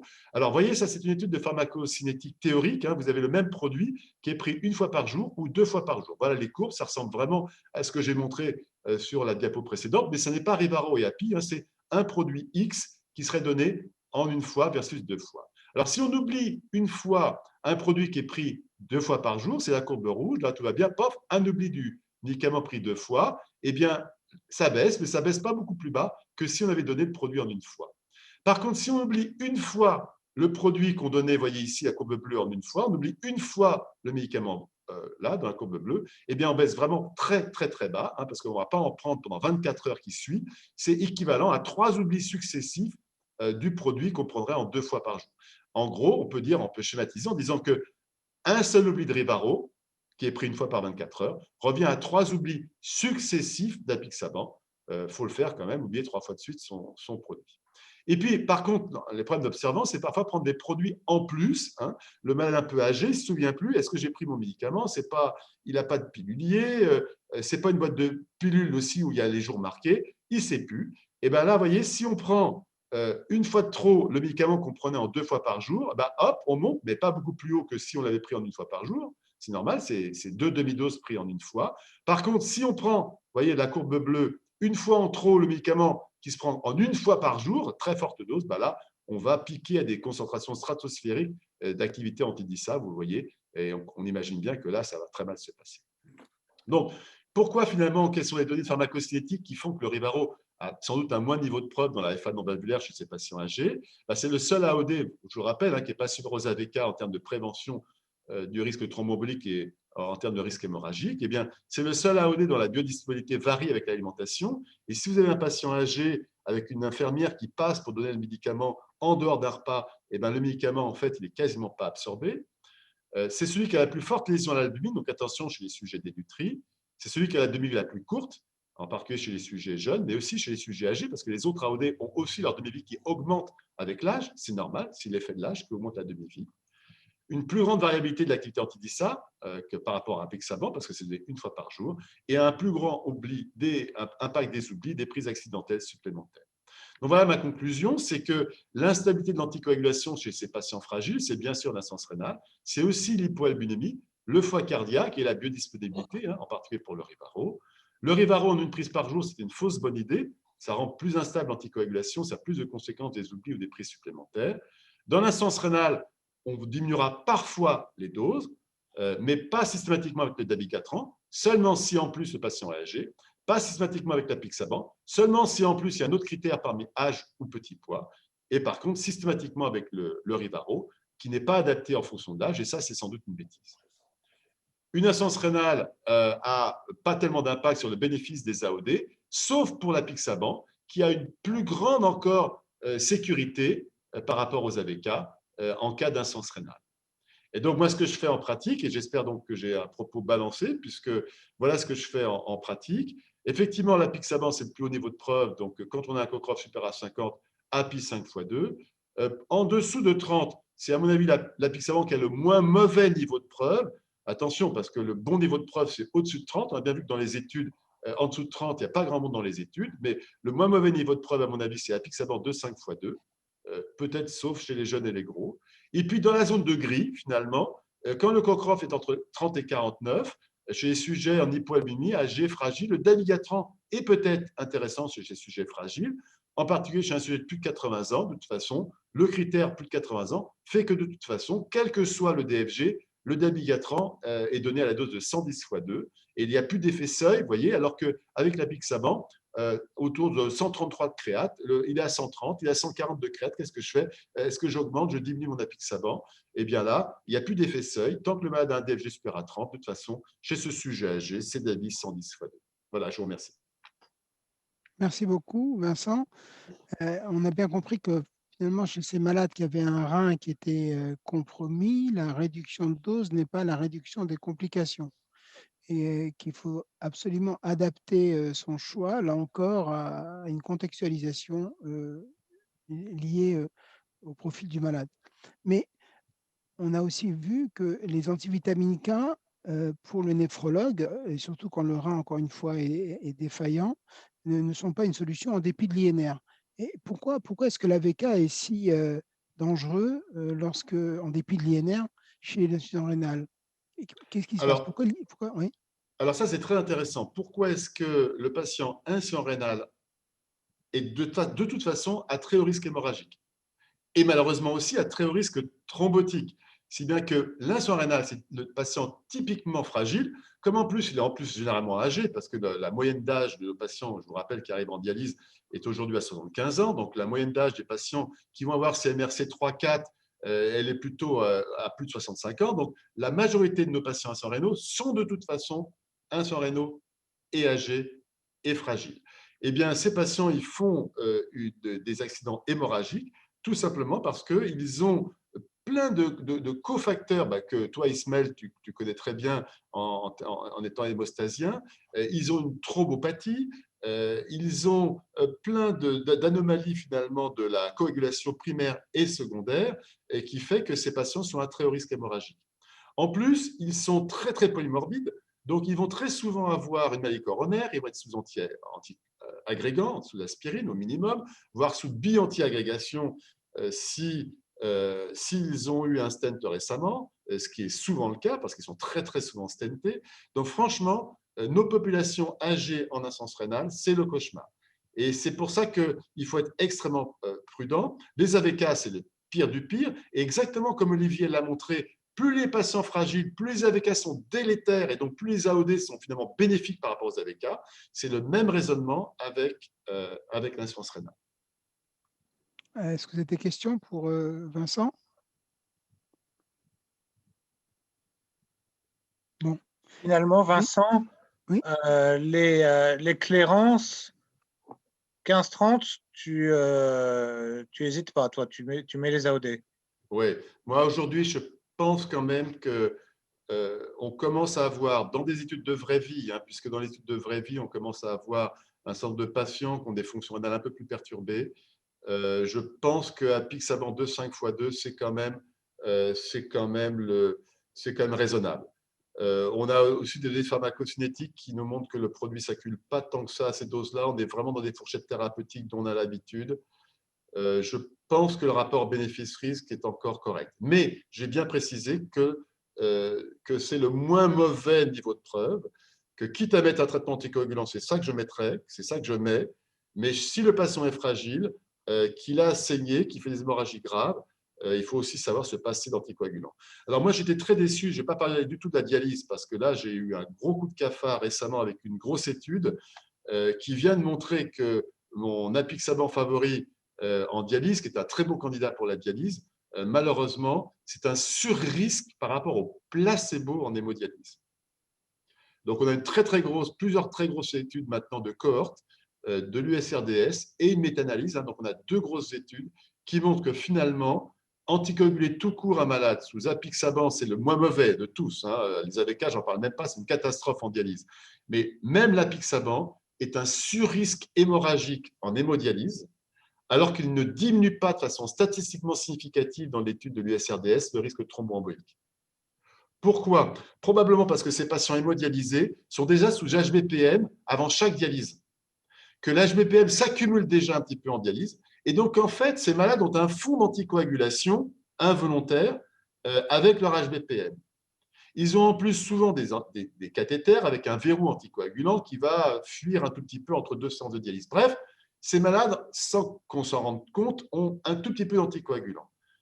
La prudence aujourd'hui en dialyse est de ne plus mettre d'anticoagulant du tout chez un patient qui a une FA non valvulaire. Là, il va falloir qu'on se batte avec les cardiologues, ce n'est pas gagné. Mais voilà, c'est des données de la littérature actuelle. Oui, oui, Grégory. Alors, si j'ai bien compris, on déplace les AVK chez les malades avec une insuffisance rénale jusqu'à la limite de 30, une créatinine de 30, c'est ça le message. Quid pour le syndrome néphrotique? Alors, pour les syndromes néphrotiques, c'est très intéressant. On n'a jamais eu d'études randomisées pour, bien sûr, prouver le bénéfice de l'anticoagulation, mais on sait quand même que les AVK évitent, bien sûr, les thromboses, en particulier les thromboses des veines rénales. On n'a pas d'études randomisées AVK versus AOD, mais là, on a quand même effectivement de plus en plus de données avec l'apixaban ou le dabigatran, qui est très peu fixé à l'albumine, pour montrer qu'on a des anticoagulations extrêmement efficaces. Et a priori, ça se passe très bien, très peu de thromboses chez ces patients, en particulier des GEM, à des glomérules extrêmement membraneuses, chez des sujets très âgés, qui sont mis sous dabigatran 110x2, ça se passe très bien, ou sous apixaban 2,5x2, ça se passe très bien aussi. J'éviterai là, par contre, le Ribaro, bien sûr, qui a une fixation à l'albumine plus importante. Il n'y en a aucune étude contrôlée. Merci beaucoup, Vincent. Je vois qu'il y a encore beaucoup. Ah, Alors, Est-ce que je peux... un autre Vincent, le dernier mot, alors. Oui, non, j'ai deux questions à poser à Vincent. Est-ce que tu penses que le Cocroft, si on le fait en Cocroft corrigé à la surface corporelle, parce que nos personnes âgées sont des gens qui sont souvent à 40 kilos, voire moins, on ne diminue pas un petit peu le risque de mal estimer la fonction rénale, de la sous-estimer et de donner peut-être une perte de chance. Et le complément de ma question, c'est pourquoi est-ce que le dosage de la cystatine C, qui est plus en corrélation avec le débit de filtration glomérulaire, n'a pas pu être développé plus avant? Je sais que ça coûtait cher, mais si on l'avait plus développé, ça aurait coûté moins cher. Qu'est-ce que tu penses de la cystatine C et du Alors, deux Cocroft excellentes corrigé? questions, Vincent, bien sûr. Alors, le Cocroft, finalement, je ne sais même pas si ça vaut le coup de le désindexer. Alors, pour les non-spécialistes, hein, le Cocroft, c'est bien sûr c'est pas un débit de filtration glomérulaire, mais c'est une carence de la créatinine qui s'approche du débit de filtration glomérulaire, c'est des millilitres minutes. Alors que le MDRD et le CKD-EPI, c'est des millilitres minutes indexés pour 1,73 mètres carrés. L'idée serait de soit désindexer le MDRD et le CKD-EPI, c'est-à-dire de faire une règle de 3, puisque c'est indexé à 1,73 m², finalement, je remultiplie par 1,73 m² et j'indexe à la vraie surface de mon malade, qui fait peut-être que 1 m² ou qui, au contraire, fait 3 m², pour avoir une fonction rénale désindexée, ou au contraire, pour le Cocroft, pour mieux estimer le niveau de fonction rénale, je l'indexe à la surface corporelle à 1,113 m² en faisant la règle de 3 inverse pour avoir un débit de filtration glomérulaire indexé à 1,113 m². Alors en fait, il ne faut pas confondre deux objectifs. Si je veux savoir si oui ou non mon malade a une insuffisance rénale, s'il a assez de reins pour nettoyer sa corpulence, il faut effectivement parler en indexation à 1,113 parce qu'effectivement, la seule chose qui est sûre, c'est que si j'ai 100 millilitres pour 1,113 m², j'ai 100% des reins qu'il faut pour nettoyer mon corps. Je peux avoir très bien que 50 millilitres de Cocroft, mais parce que je suis une toute petite mamie qui a une surface corporelle 2 fois plus faible. Ou à l'inverse, je peux être un énorme haltérophile baraqué de 3 m², mais j'ai 200 millilitres de Cocroft, mais rapporté à 1,113 m², ça fait bien juste ce qu'il faut pour nettoyer les reins. Donc ça, si je veux savoir si mon malade a une insuffisance rénale ou pas, il faut parler indexé à 1,113 m². Mais pour adapter un médicament, il ne faut pas indexer la surface corporelle. Il faut avoir le vrai débit en millilitres minutes. Parce que le Cocroft est en fait un intégrateur à la fois de la fonction rénale et de la corpulence, parce que c'est le seul qui intègre le poids. Bien sûr qu'il se trompe avec les poids les plus faibles et les poids les plus importants. Mais ce n'est pas grave de se tromper avec les poids les plus faibles, parce que le Cocroft devient un intégrateur de la fonction rénale et de la dénutrition. Si on a un sujet âgé qui a un Cocroft minable parce qu'il a un petit poids, parce qu'il est dénutri, tant mieux. On fera d'autant plus attention et on sera d'autant plus dans une fourchette de sécurité en utilisant plutôt le Cocroft pour adapter la fonction, les AOD, même un Leucocroft brut sans chercher à l'indexer à la surface corporelle. Et pour la cystatine, en fait, pour faire très court, la cystatine a finalement les mêmes biais en termes de dénutrition que le Cocroft. Le Cocroft, c'est basé sur la créate, c'est fabriqué par les muscles. La cystatine n'est aussi pas fabriquée par les muscles, mais fabriquée en fait par la masse de cellules de l'organisme. Et quand un malade se dénutrit, il fait aussi moins de cystatine. Donc voilà, en fait, la cystatine, ce n'est pas forcément la panacée et ça coûte cher. Bon, on n'a pas fini par les reins. D'accord. Merci Vincent. Merci beaucoup Vincent. Donc nous allons passer donc à la communication suivante donc, du professeur Georges Diafas qui va nous dire si effectivement la COVID-19 est si compliquée à gérer en matière de risque vasculaire. Et il va nous simplifier, je pense, les choses, même s'il nous inquiète. Grégoris, à toi. Je suis presque prêt. Mais le premier message est qu'on doit réviser tous nos diapositives et introduire la notion de l'utilisation des AOD jusqu'à la créatinine. Mets-toi en plein écran. Mets-toi en plein écran. Oui, oui, une minute. Merci. Alors, on y va. Covid. Maintenant, on va se déplacer sur une histoire qui est nouvelle et qui, pour l'instant, est gérée avec des mesures de confinement et les super-héros hospitaliers. Et le grand problème de cette politique d'accordéon qu'on a, et qu'on attend le vaccin qui va arriver, mais on ne sait pas encore qu'est-ce que c'est exactement et si ça sera la solution, la meilleure solution, où on va continuer de traiter les malades avec le Covid qui se manifestent, qui se présentent avec des vagues épidémiques qui exercent une pression aux hôpitaux. Et en même temps, on est en train de vie sociale, économique, etc., pour sauver les malades et sauver l'hôpital en même temps. Alors, on est dans ce dilemme perpétuel. Et pourquoi on est dans ce dilemme qui devient perpétuel? Il n'est pas encore, mais on va vers cette direction. Pourquoi nous avons ce problème? Parce qu'on sait que la pression au niveau de l'hôpital est exercée par les malades qui présentent une COVID sévère qui évolue vers la maladie chronique qui a besoin d'une hospitalisation en réa. La question alors qui se pose est, est-ce qu'on peut trouver des moyens pour identifier de manière précocement les malades qui sont à risque d'aggravation du COVID? Et est-ce qu'on peut avoir des interventions thérapeutiques à côté avec des interventions diagnostiques pour anticiper notre action thérapeutique et arrêter cette flux vers l'hôpital et vers la réa? Parce que c'est là le véritable noyau du problème médical, à côté des questions épidémiologiques pour la propagation du virus, etc. Dans cette démarche, alors, il faut venir dans la physiopathologie de la maladie.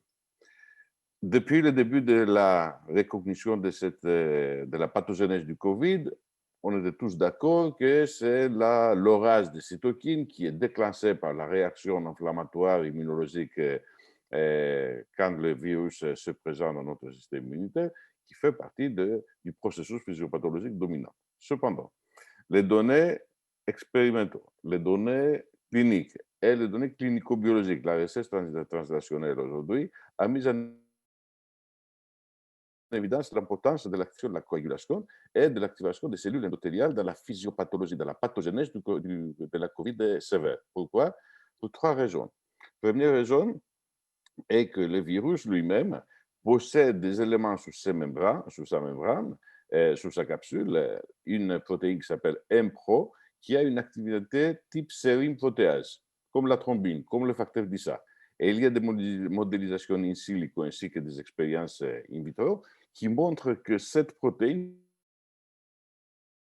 peut activer la coagulation parce qu'il a une action qui imite le facteur d'Issa. Et encore plus, pour revenir dans notre discussion avec les AOD, il y a des expériences in vitro et in silico aussi qui disent que les AOD, particulièrement l'apixaban, ainsi que les HBPM, mais probablement inhibent cette activité sérine protéase de la MPRO exprimée par le virus. Deuxième élément, le virus, avec le déclenchement de l'orage cytokinique, déclenche la réaction inflammatoire. Et on sait tous que la coagulation va main à main avec la réaction inflammatoire, et la réaction inflammatoire active les cellules endothéliales, ainsi comme ça. Troisième élément, on a une activation massive du complément à partir du premier jour, quand on a encore la présence des IgM et la première destruction des tissus alvéolaires dans cette bataille des cellules avec le virus. Et un autre élément qui est très important aussi est que le virus peut pénétrer dans les cellules endothéliales avoisinantes au niveau capillaire des alvéoles, et cette pénétration du virus dans les cellules endothéliales par le même mécanisme, cet récepteur ACE2, a comme conséquence la perte des glycosaminoglycans qui sont exprimés sur la membrane des cellules endothéliales. Les glycosaminoglycans, ce sont les héparines naturelles des vaisseaux. Alors, le vaisseau devient, les cellules endothéliales perdent ses propriétés anticoagulantes et en plus libèrent la bradykinin qui est le sujet de l'activation, le libère des kininogènes de haut poids moléculaire. On amplifie le cycle de production de bradykinin qui est encore un mécanisme qui conduit à l'inflammation. Finalement, ce qui se passe, in fine, au niveau alvéolaire, au niveau des capillaires, est une activation concomitante des cellules endothéliales, de la voie du facteur solaire et de la voie intrinsèque de la coagulation qui génère une quantité très élevée de thrombine D'où la dernière appellation de ce syndrome qui s'appelle Pulmonary Intravascular Coagulation, qui est à l'origine de la formation des réseaux de fibrine au niveau alvéolaire, qui très probablement est lié avec cette image de verre de poli qu'on voit chez nos malades qui ont la COVID sévère. Alors, dans ce contexte, on comprend alors que la coagulation, c'est un acteur dans l'évolution défavorable des patients. Et la question est, où est la thrombose dans cette histoire? Et pour voir la thrombose, il faut revenir dans la physiopathologie maintenant des pathologies vasculaires. Le premier élément qu'on sait est que si les cellules endothéliales sont affectées, sont déjà activées pour des raisons XY, dans le cadre d'une vasculopathie chronique, dans le cadre d'une artériopathie chronique, ou c'est le malade avec des conditions qui entraînent une activation des cellules endothéliales, ces cellules endothéliales deviennent plus susceptibles d'attraper le virus et d'être encore plus activées par les effets du virus sur elles. Alors, deuxième élément, certains médicaments qu'on utilise pendant l'hospitalisation chez le malade, ils ont un effet toxique sur l'endothélium. Troisième élément est que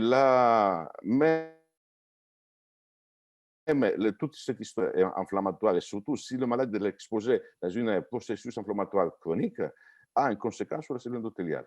Alors, la cellule endothéliale alors, devient une cellule régulateur du processus de l'aggravation, parce que c'est là où il se passe la dissémination de la maladie, de la COVID, qui passe par les cellules endothéliales, le niveau alvéolaire, vers le vaisseau. Et c'est là où la maladie se transforme d'une pathologie respiratoire à une nouvelle pathologie qui est pratiquement hématologique ou vasculaire.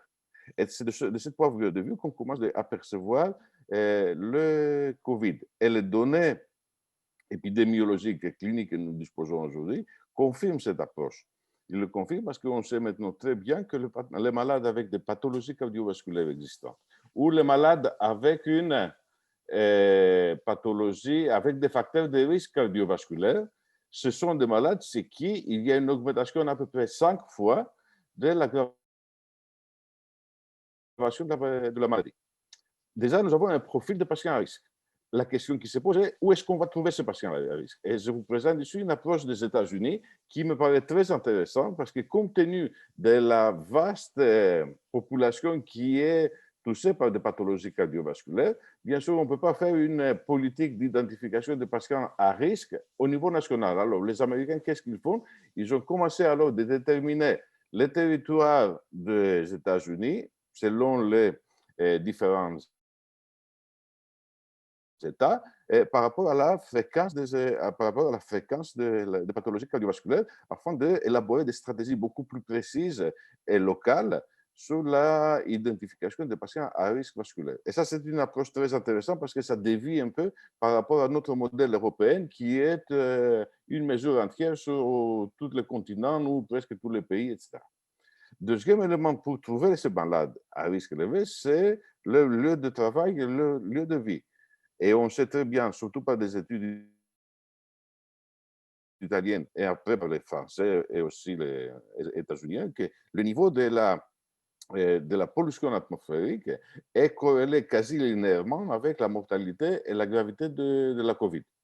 Et ça, c'est une notion très importante parce qu'on peut identifier les régions d'une ville ou d'un territoire qui peuvent accumuler des patients avec des facteurs cardiovasculaires prédisposants à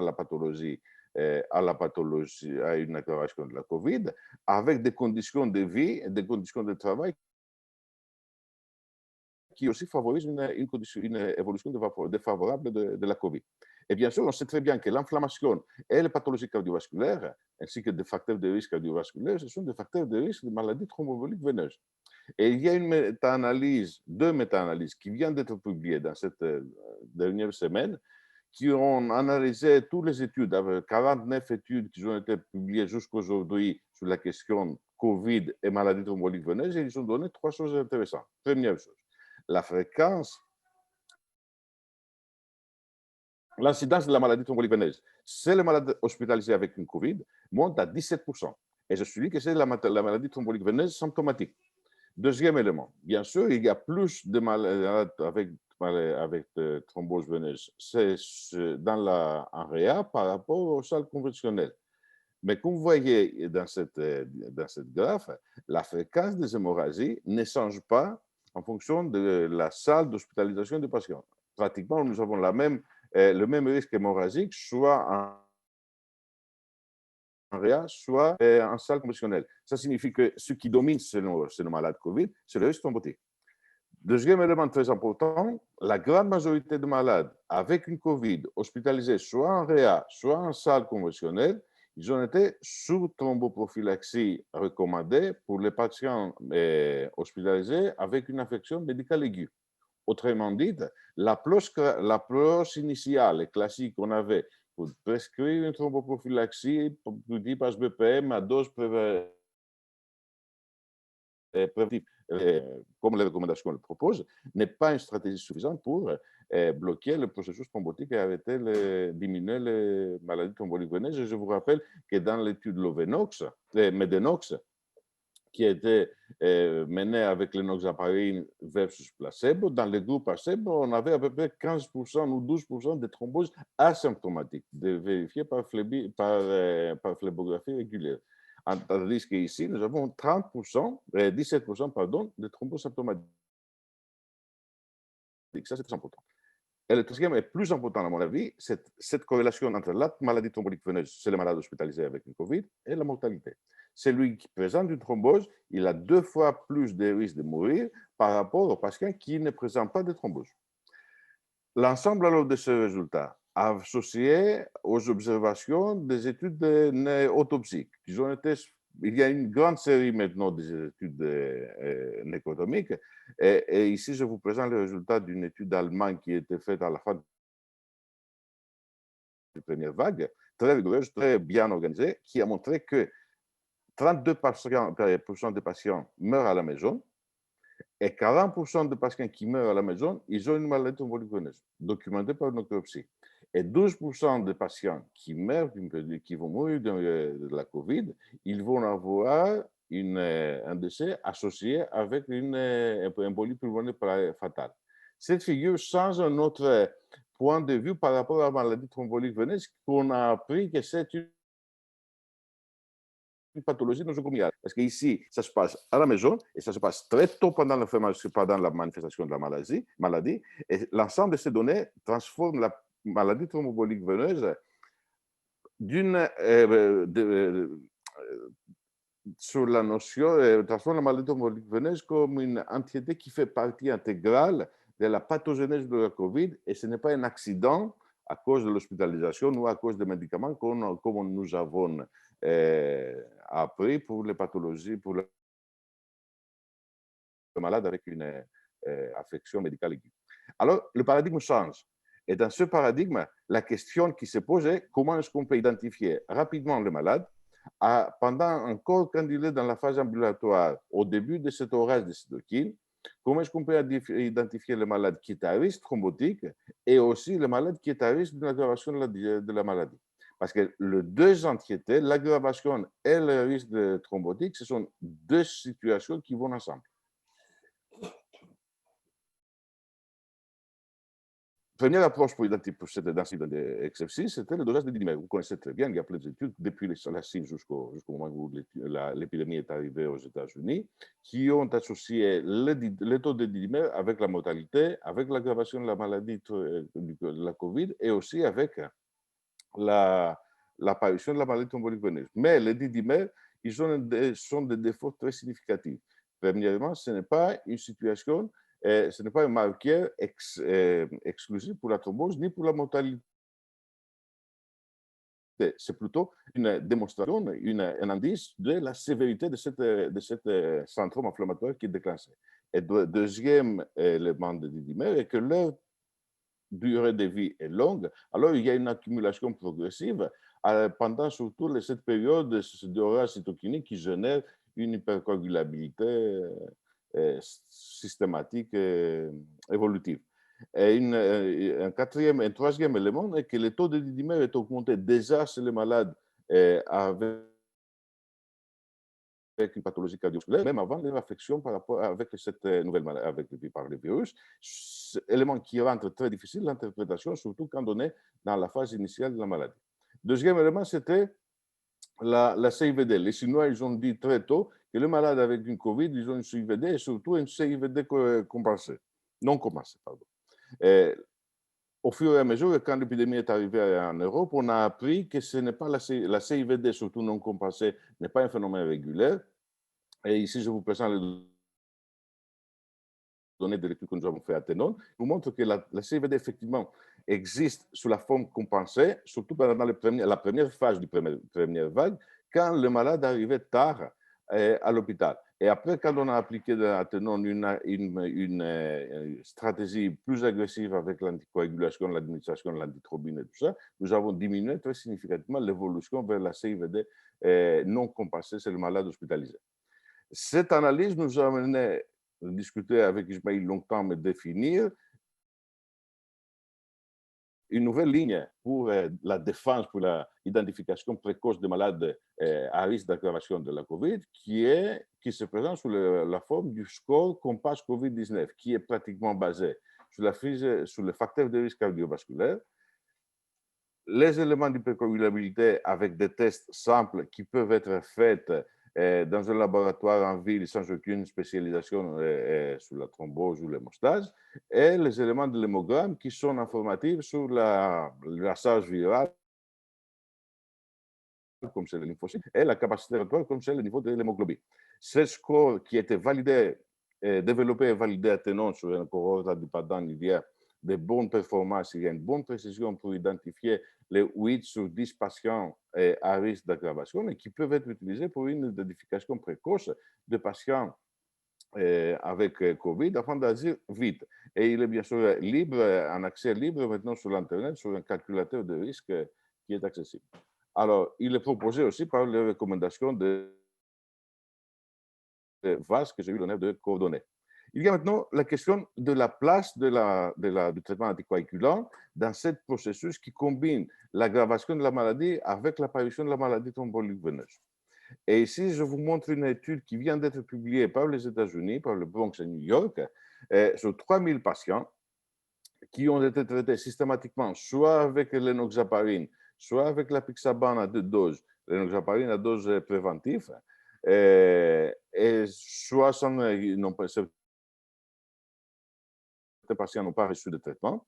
Cette étude nous montre 2 éléments très importants. Premier, sur les courbes de survie, sur la mortalité, on voit que plus tôt on était dans la première phase du première vague aux États-Unis, plus la mortalité est élevée. C'est similaire avec l'approche que nous avons eue pour la CIVD, c'est-à-dire les malades au début de l'épidémie arrivaient tard à l'hôpital dans une situation grave et risquaient de mourir. Plus on avançait et la population était informée sur la maladie, qu'il allait plus précoce les médecins, on avait moins de cas graves, alors moins de mortalité. Deuxième élément est très significatif, l'administration systématique de la pixaban, soit à la dose de 2,5 mg 2 fois par jour ou 5 mg 2 fois par jour, a eu un effet très favorable sur la diminution de la mortalité, jusqu'à 46% ou 57% pour les 5 mg. Et deuxième élément, l'enoxaparine systématiquement aussi avait un effet favorable sur la diminution de la mortalité.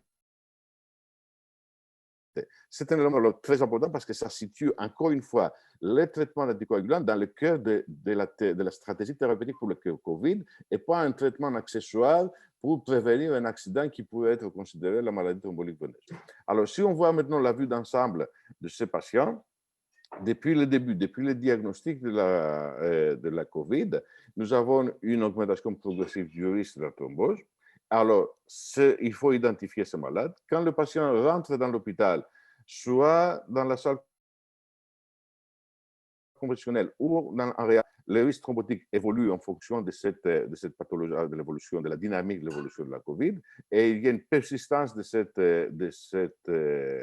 risque thrombotique, même après l'hospitalisation, parce que là, on considère que ces malades-là, ils ont le caractéristique de patients médicaux avec une infection médicale aiguë. Alors, ils rentrent dans la problématique des études d'Exclaim et Myriad. Sur cette base, il y a maintenant 7 recommandations qui sont sorties. La plus récente, c'est les recommandations VAS, du groupe vasculaire. Et la différence de VAS par rapport aux autres est qu'on considère que les patients avec des affections vasculaires, ils sont a priori à un risque de thrombose plus élevé par rapport aux patients qui n'ont pas de pathologie cardiovasculaire sous-jacente. Ce concept fait la différence au niveau des recommandations le groupe VAS propose une recommandation systématique chez tout le monde, tous les patients hospitalisés, comme ils font que les autres recommandations, mais à des doses plus élevées, les doses dites intermédiaires, pour les malades avec des pathologies cardiovasculaires ou des facteurs de risque cardiovasculaire. Deuxième élément, c'est une stratégie que nous avons appliquée à Tenon et qui était adoptée par le groupe VAS, un suivi très régulier de l'activité anti-DISA et de taux de didymère et une adaptation de la dose en fonction de la dynamique de l'augmentation de didymère afin de calmer, inhiber de manière efficace les syndromes inflammatoires qui est associé à la COVID. Au niveau de la prise en charge des patients qui ne sont pas hospitalisés, est-ce qu'il y a un diagnostic de la COVID précoce à la maison? Le VAS propose l'utilisation du score IMPROVE associé avec le score Compass COVID pour identifier à la fois les malades à risque de thrombose élevée et les malades à risque d'aggravation de la maladie. Et dans le cas où les patients sont à risque élevé, on propose d'appliquer l'administration du rivaroxaban à la dose 10 mg une fois par jour. Malheureusement, à l'époque, on n'avait pas les données pour l'apixaban et la proposition du rivaroxaban était basée surtout sur le concept Mariner ou l'administration d'une HBPM à une dose préventive. Et basé aussi sur l'étude Mariner, nous avons proposé, comme aussi l'ISTH, l'extension de la thromboprophylaxie après l'hospitalisation sur les malades qui sont à risque élevé si quand ils sont évalués avec le score IMPROVE. Maintenant, pour résumer tout ça, on a le diagnostic d'une pathologie de la COVID à la maison, l'application du score Compass pour l'aggravation de la maladie et du score IMPROVE pour l'évaluation du risque thrombotique. Si les patients sont à risque élevé, administration des héparines de bas poids moléculaire à dose préventive ou de NAOD. Et c'est une approche aussi aujourd'hui qui est adoptée par la haute autorité de la santé en France, pas avec le même modèle d'évaluation des risques, mais dans le même concept. Les malades qui sont hospitalisés doivent être administrés de manière systématiquement l'HBP, une héparine de bas poids moléculaire. S'ils présentent des facteurs cardiovasculaires ou des pathologies cardiovasculaires, des doses intermédiaires sont proposées avec une adaptation selon le taux de didymère. Et après l'hospitalisation, avec le score IMPROVE didymère, extension de la thromboprophylaxie avec une HBPM ou un AOD. L'ensemble de ces données sont présentées dans ce papier qui a été publié. Il est en accès libre. Maintenant, on va passer bien sûr sur la révision de cette recommandation. Et je suis sûr que vous allez être invités, les gériatres et les nephrologues, parce qu'il y a une thématique à développer dans cette recommandation. Et l'ensemble de cette stratégie propose maintenant, étant donné que le vaccin va arriver ou les autres traitements vont se manifester, d'organiser une prise en charge de malades COVID sur 3 axes. Premier axe, c'est le dépistage et le diagnostic précoce. Deuxième axe, c'est la prévention avec le vaccin. Et troisième axe, qui est très important, l'organisation d'un modèle de soins primaires dans lequel le traitement anticoagulant devient un traitement au cœur de la gestion de la COVID. Merci beaucoup. Merci beaucoup, Grégory. Donc, effectivement, on voit que c'est complexe et que de toute façon, encore une fois, il faut qu'il y ait une approche qui soit adaptée, avisée. Il faut réévaluer à la fois les facteurs liés à l'aggravation de la maladie, au profil du malade et surtout à ces marqueurs d'hypercoagulabilité. Donc, ce n'est pas si simple. Est-ce que vous, dans vos pratiques, est-ce que vous aviez cette vision dans cette gestion des malades atteints de la COVID-19, que ce soit en gériatrie, que ce soit en médecine de ville, que ce soit donc même en néphrologie? Je pense qu'en gériatrie, au cours de la première vague, ce n'était pas suffisamment connu et qu'on a appris à connaître et qu'après, on a peut-être plutôt des doses un peu plus faibles que ce qui est maintenant proposé dans les nouvelles recommandations. Donc, on progresse et je pense qu'on va effectivement s'améliorer grâce à ces nouvelles connaissances. Comme Attention au Grégory, Covid, Ismaël. pardon, excusez-moi. Non, c'est l'émotion de voir tant d'annonces et tant de choses si belles. Donc, l'idée, c'est qu'on avait proposé les marqueurs comme les dédimères, le fibrinogène, initialement comme étant des évaluateurs de ces risques thrombotiques. Aujourd'hui, donc, on voit que les dédimères, finalement, ne sont plus aussi portés au nu. À ton avis, Grégory, est-ce que aujourd'hui, il y a des marqueurs plus pertinents que les dédimères dans cette évaluation des risques thrombotiques chez ces malades? Non, pratiquement, on n'a pas encore le retour sur les biomarqueurs plus précis. Toutes les équipes sont encore d'analyser à la phase d'analyse des données accumulées par la première vague. Pour l'instant, on est tous axés sur les dédimères. Il y a plein d'études maintenant qui sont en cours et on verra, je pense, jusqu'à l'été, on va avoir des informations. J'ai une question, Vincent Hainaut, là. Oui. En fait, est-ce que je m'interroge sur la relation entre obésité et gravité du Covid, parce qu'en fait, on vient de publier, là, c'est sous presse, une grosse étude entre notre équipe et des hôpitaux parisiens, et on a montré qu'en fait, ce qui relie le risque de Covid grave à l'obésité, ce n'est pas tellement l'IMC, c'est la graisse viscérale. Oui. En fait, on a fait des scanners abdominaux et on a pu différencier la graisse viscérale et la graisse sous-cutanée. La graisse sous-cutanée, il n'y a aucun impact sur la gravité du Covid et tout est lié en fait à la graisse viscérale. On a fait aussi de la RT-PCR pour montrer qu'il y avait une surexpression de l'ACE, donc le récepteur du SARS-CoV-2, et le récepteur cellulaire qui permet la pénétration cellulaire du virus, une augmentation donc, de l'expression d'ACE2 dans la graisse viscérale par rapport à la graisse sous-cutanée. Et notre rationnel est de penser que chez les patients qui commencent à faire de la COVID, ils font de la diarrhée, il y a une translocation du virus dans la graisse viscérale chez les sujets qui ont une obésité abdominale. Et là, ils vont pouvoir engager la CE2 et stimuler des viscérales. Il y a beaucoup de macrophages pro-inflammatoires de type M1 qui vont produire des cytokines pro-inflammatoires. Et puis, il y a toute une série d'adipocytokines qui peuvent peut-être participer à l'orage cytokinique. Alors, ma question, c'est est-ce que il y a une relation entre adipocytokines, activation macrophage M1 et coagulation? Oui, c'est l'expression du facteur tissulaire. Pardon? C'est l'expression du facteur tissulaire. D'accord. Okay. Alors, il y a deux éléments. Premier élément est que les adipocytes, surtout de la graisse viscérale, je ne sais pas pourquoi, mais elles expriment du facteur tissulaire. Deuxième, et on le connaît depuis les études qui ont été menées sur les diabétiques, leur formation de microparticules, certaines d'entre elles possèdent du facteur tissulaire. Ils ont une activité de type cell education, entraînent les cellules endothéliales de se transformer en cellules exprimant du facteur tissulaire. Et c'est là le lien entre une pathologie endothéliale qui est assez fréquente chez les malades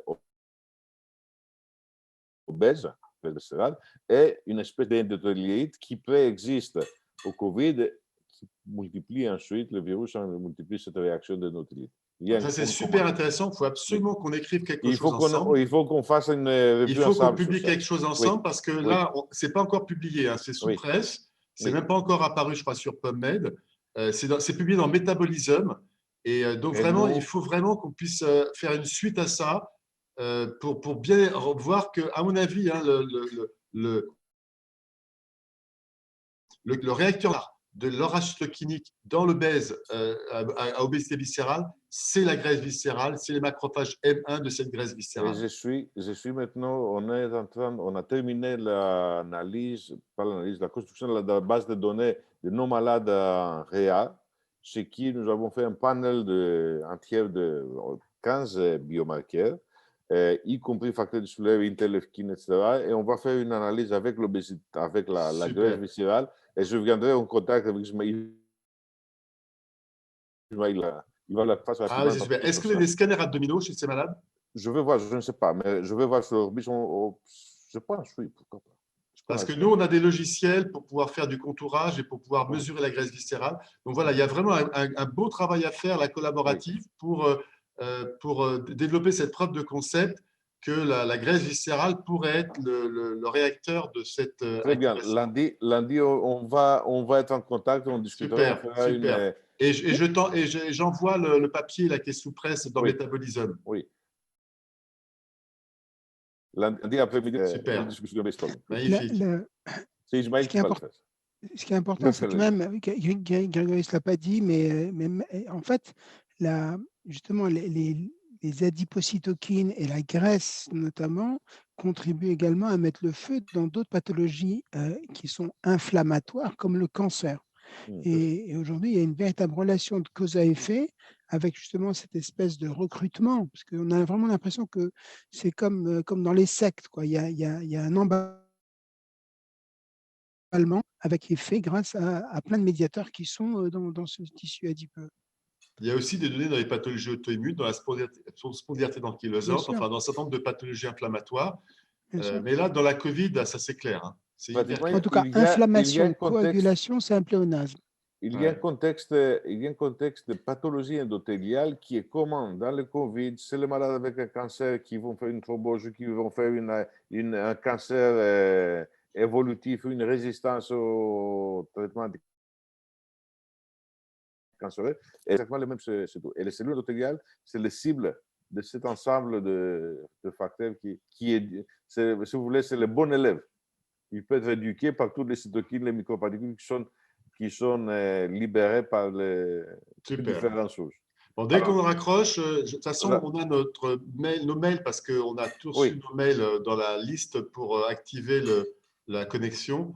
Je t'envoie le papier de Metabolism. Oui. Et moi, je vous envoie, je fais un zoom pour qu'on se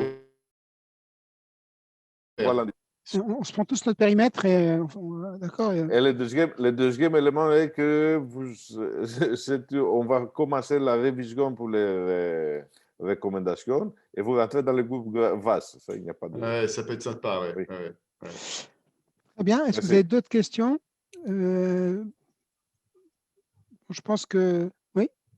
Oui, monsieur Reda. Si tu permets, Ismaïl, justement pour rebondir un petit peu sur ces états inflammatoires aigus ou chroniques. Et j'ai vu récemment dans mon cabinet une dame qui s'est présentée avec une thrombose de la veine rénale. Cette patiente était porteuse d'une maladie de Crohn. Je voulais un peu poser la question, quelles sont les relations entre maladie chronique, inflammation aiguë? Alors, vous répondre, Grégory? Sinon. Dans la maladie chronique, c'est la même. La maladie chronique, sont les conséquences de la maladie chronique, c'est l'éducation des cellules. Les cellules peuvent acquérir des caractères constitutionnels qui sont induits par l'exposition aux cytokines surtout, ou les microparticules qui possèdent les RNA qui peuvent être décelés. C'est exactement la même image qu'on a, c'est le malade exposé aux polluants atmosphériques. Parce que le polluant atmosphérique présente aussi un stimulus d'inflammation chronique. Alors qu'il n'y a pas d'endothélite, c'est les malades qui sont exprimés tout en coup de manière aiguë sur les polluants atmosphériques. Il y a une région qui est malade.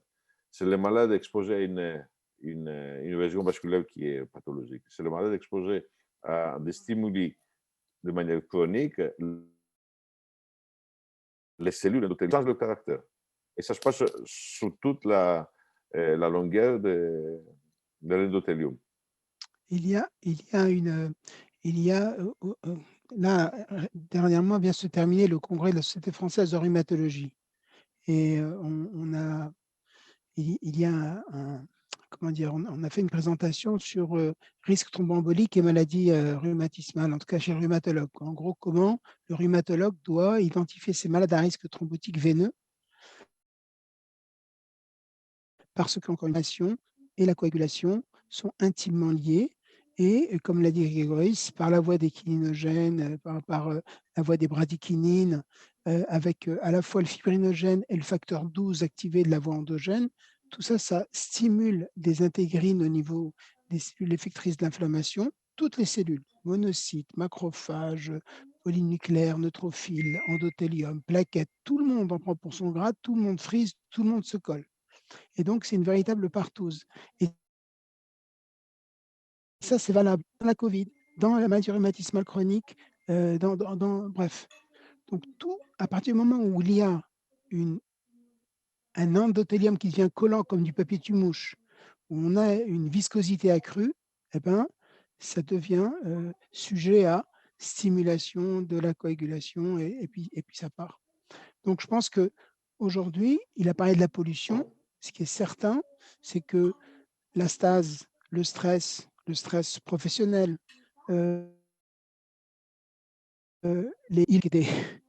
des webinaires qui durent très longtemps, tout ça sont des facteurs qui contribuent à favoriser la coagulation. Et donc, que ce soit aéroporté, virus porté, ou même génétiquement stimulé avec les thrombophilies constitutionnelles, tout ça contribue à ce que l'homme soit particulièrement sensible à la thrombose. Donc, c'est clair. L'incidence de la thrombose veineuse augmente plus que l'incidence des maladies cardiovasculaires, ce qui est dingue quand on voit maintenant, ça monte davantage parce que notre mode de vie a changé, on est beaucoup plus sédentaire, on est beaucoup plus pollué. Et donc, je pense qu'on a des raisons d'inflammation chronique à bas bruit qui fait que, effectivement, même le monde veineux commence à être particulièrement adhérent. Et excuse-moi, Ismaël, il y a une observation très intéressante. Dans le Covid, si on le considère comme un modèle de thrombogénèse des capillaires jusqu'au grand vaisseau, alors que les malades, ils ont le facteur de risque cardiovasculaire, sont plutôt des malades de profil artériel,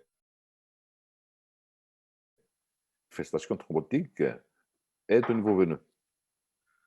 Il y a très peu par rapport au volume de thromboses veineuses, l'incidence de thrombose artérielle c'est autour de 4%.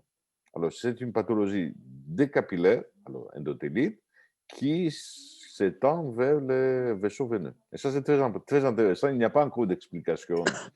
Il n'y a pas de modélisation encore, mais ça rejoint cette idée qu'Ismaël a développée. C'est la stase de la stase. Alors après, la veine rénale particulièrement est un site tout à fait particulier pour la thrombose, pour des raisons aussi rhéologiques, de pression oncotique, surtout chez les malades qui sont un peu protéinuriques, comme souvent chez ces patients âgés. Et donc, voilà, il y a aussi des raisons particulières pour que ça cible particulièrement la veine rénale. D'ailleurs, dans le centre néphrotique, c'est la veine rénale qui thrombose quasiment électivement. La veine n'a pas de veine en thrombose. Bon, écoutez, sinon, je pense qu'on a vraiment fait le tour et je vous remercie beaucoup de votre disponibilité, de votre clarté, de l'actualité que vous avez apportée et certainement des questions que vous avez suscitées. Et encore une fois, donc, on a été vraiment chanceux ce soir de pouvoir partager tout ça ensemble. Et de toute façon, je pense que tout le monde pourra avoir accès de manière en replay, puisque sur le site de Pectoris, on y a accès, n'est-ce pas, Reda? Tu n'as pas ton micro.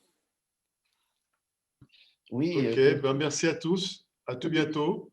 Et Grégoris, j'envoie le papier là tout de suite. Oui. Et on se voit lundi. Alors lundi, j'ai une grosse consulte. Je Ou touche quand pas vous terre voulez. avant 17h, 18h. Mais... Ou dans la semaine. Non, mais lundi soir. Lundi soir, c'est bien. Très bien. Ok, super Grégoris. À tout bientôt. Hein. Au revoir. Ciao. Au revoir. Ciao. Au revoir Ismaël. Salut Olivier. Au revoir, merci. Salut Ismaël. Au revoir. Ciao, ciao. Au revoir. Au revoir. Merci beaucoup.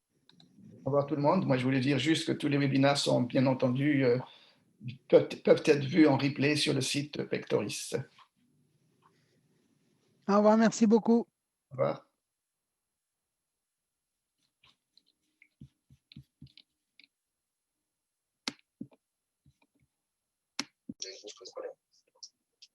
Donc, voilà.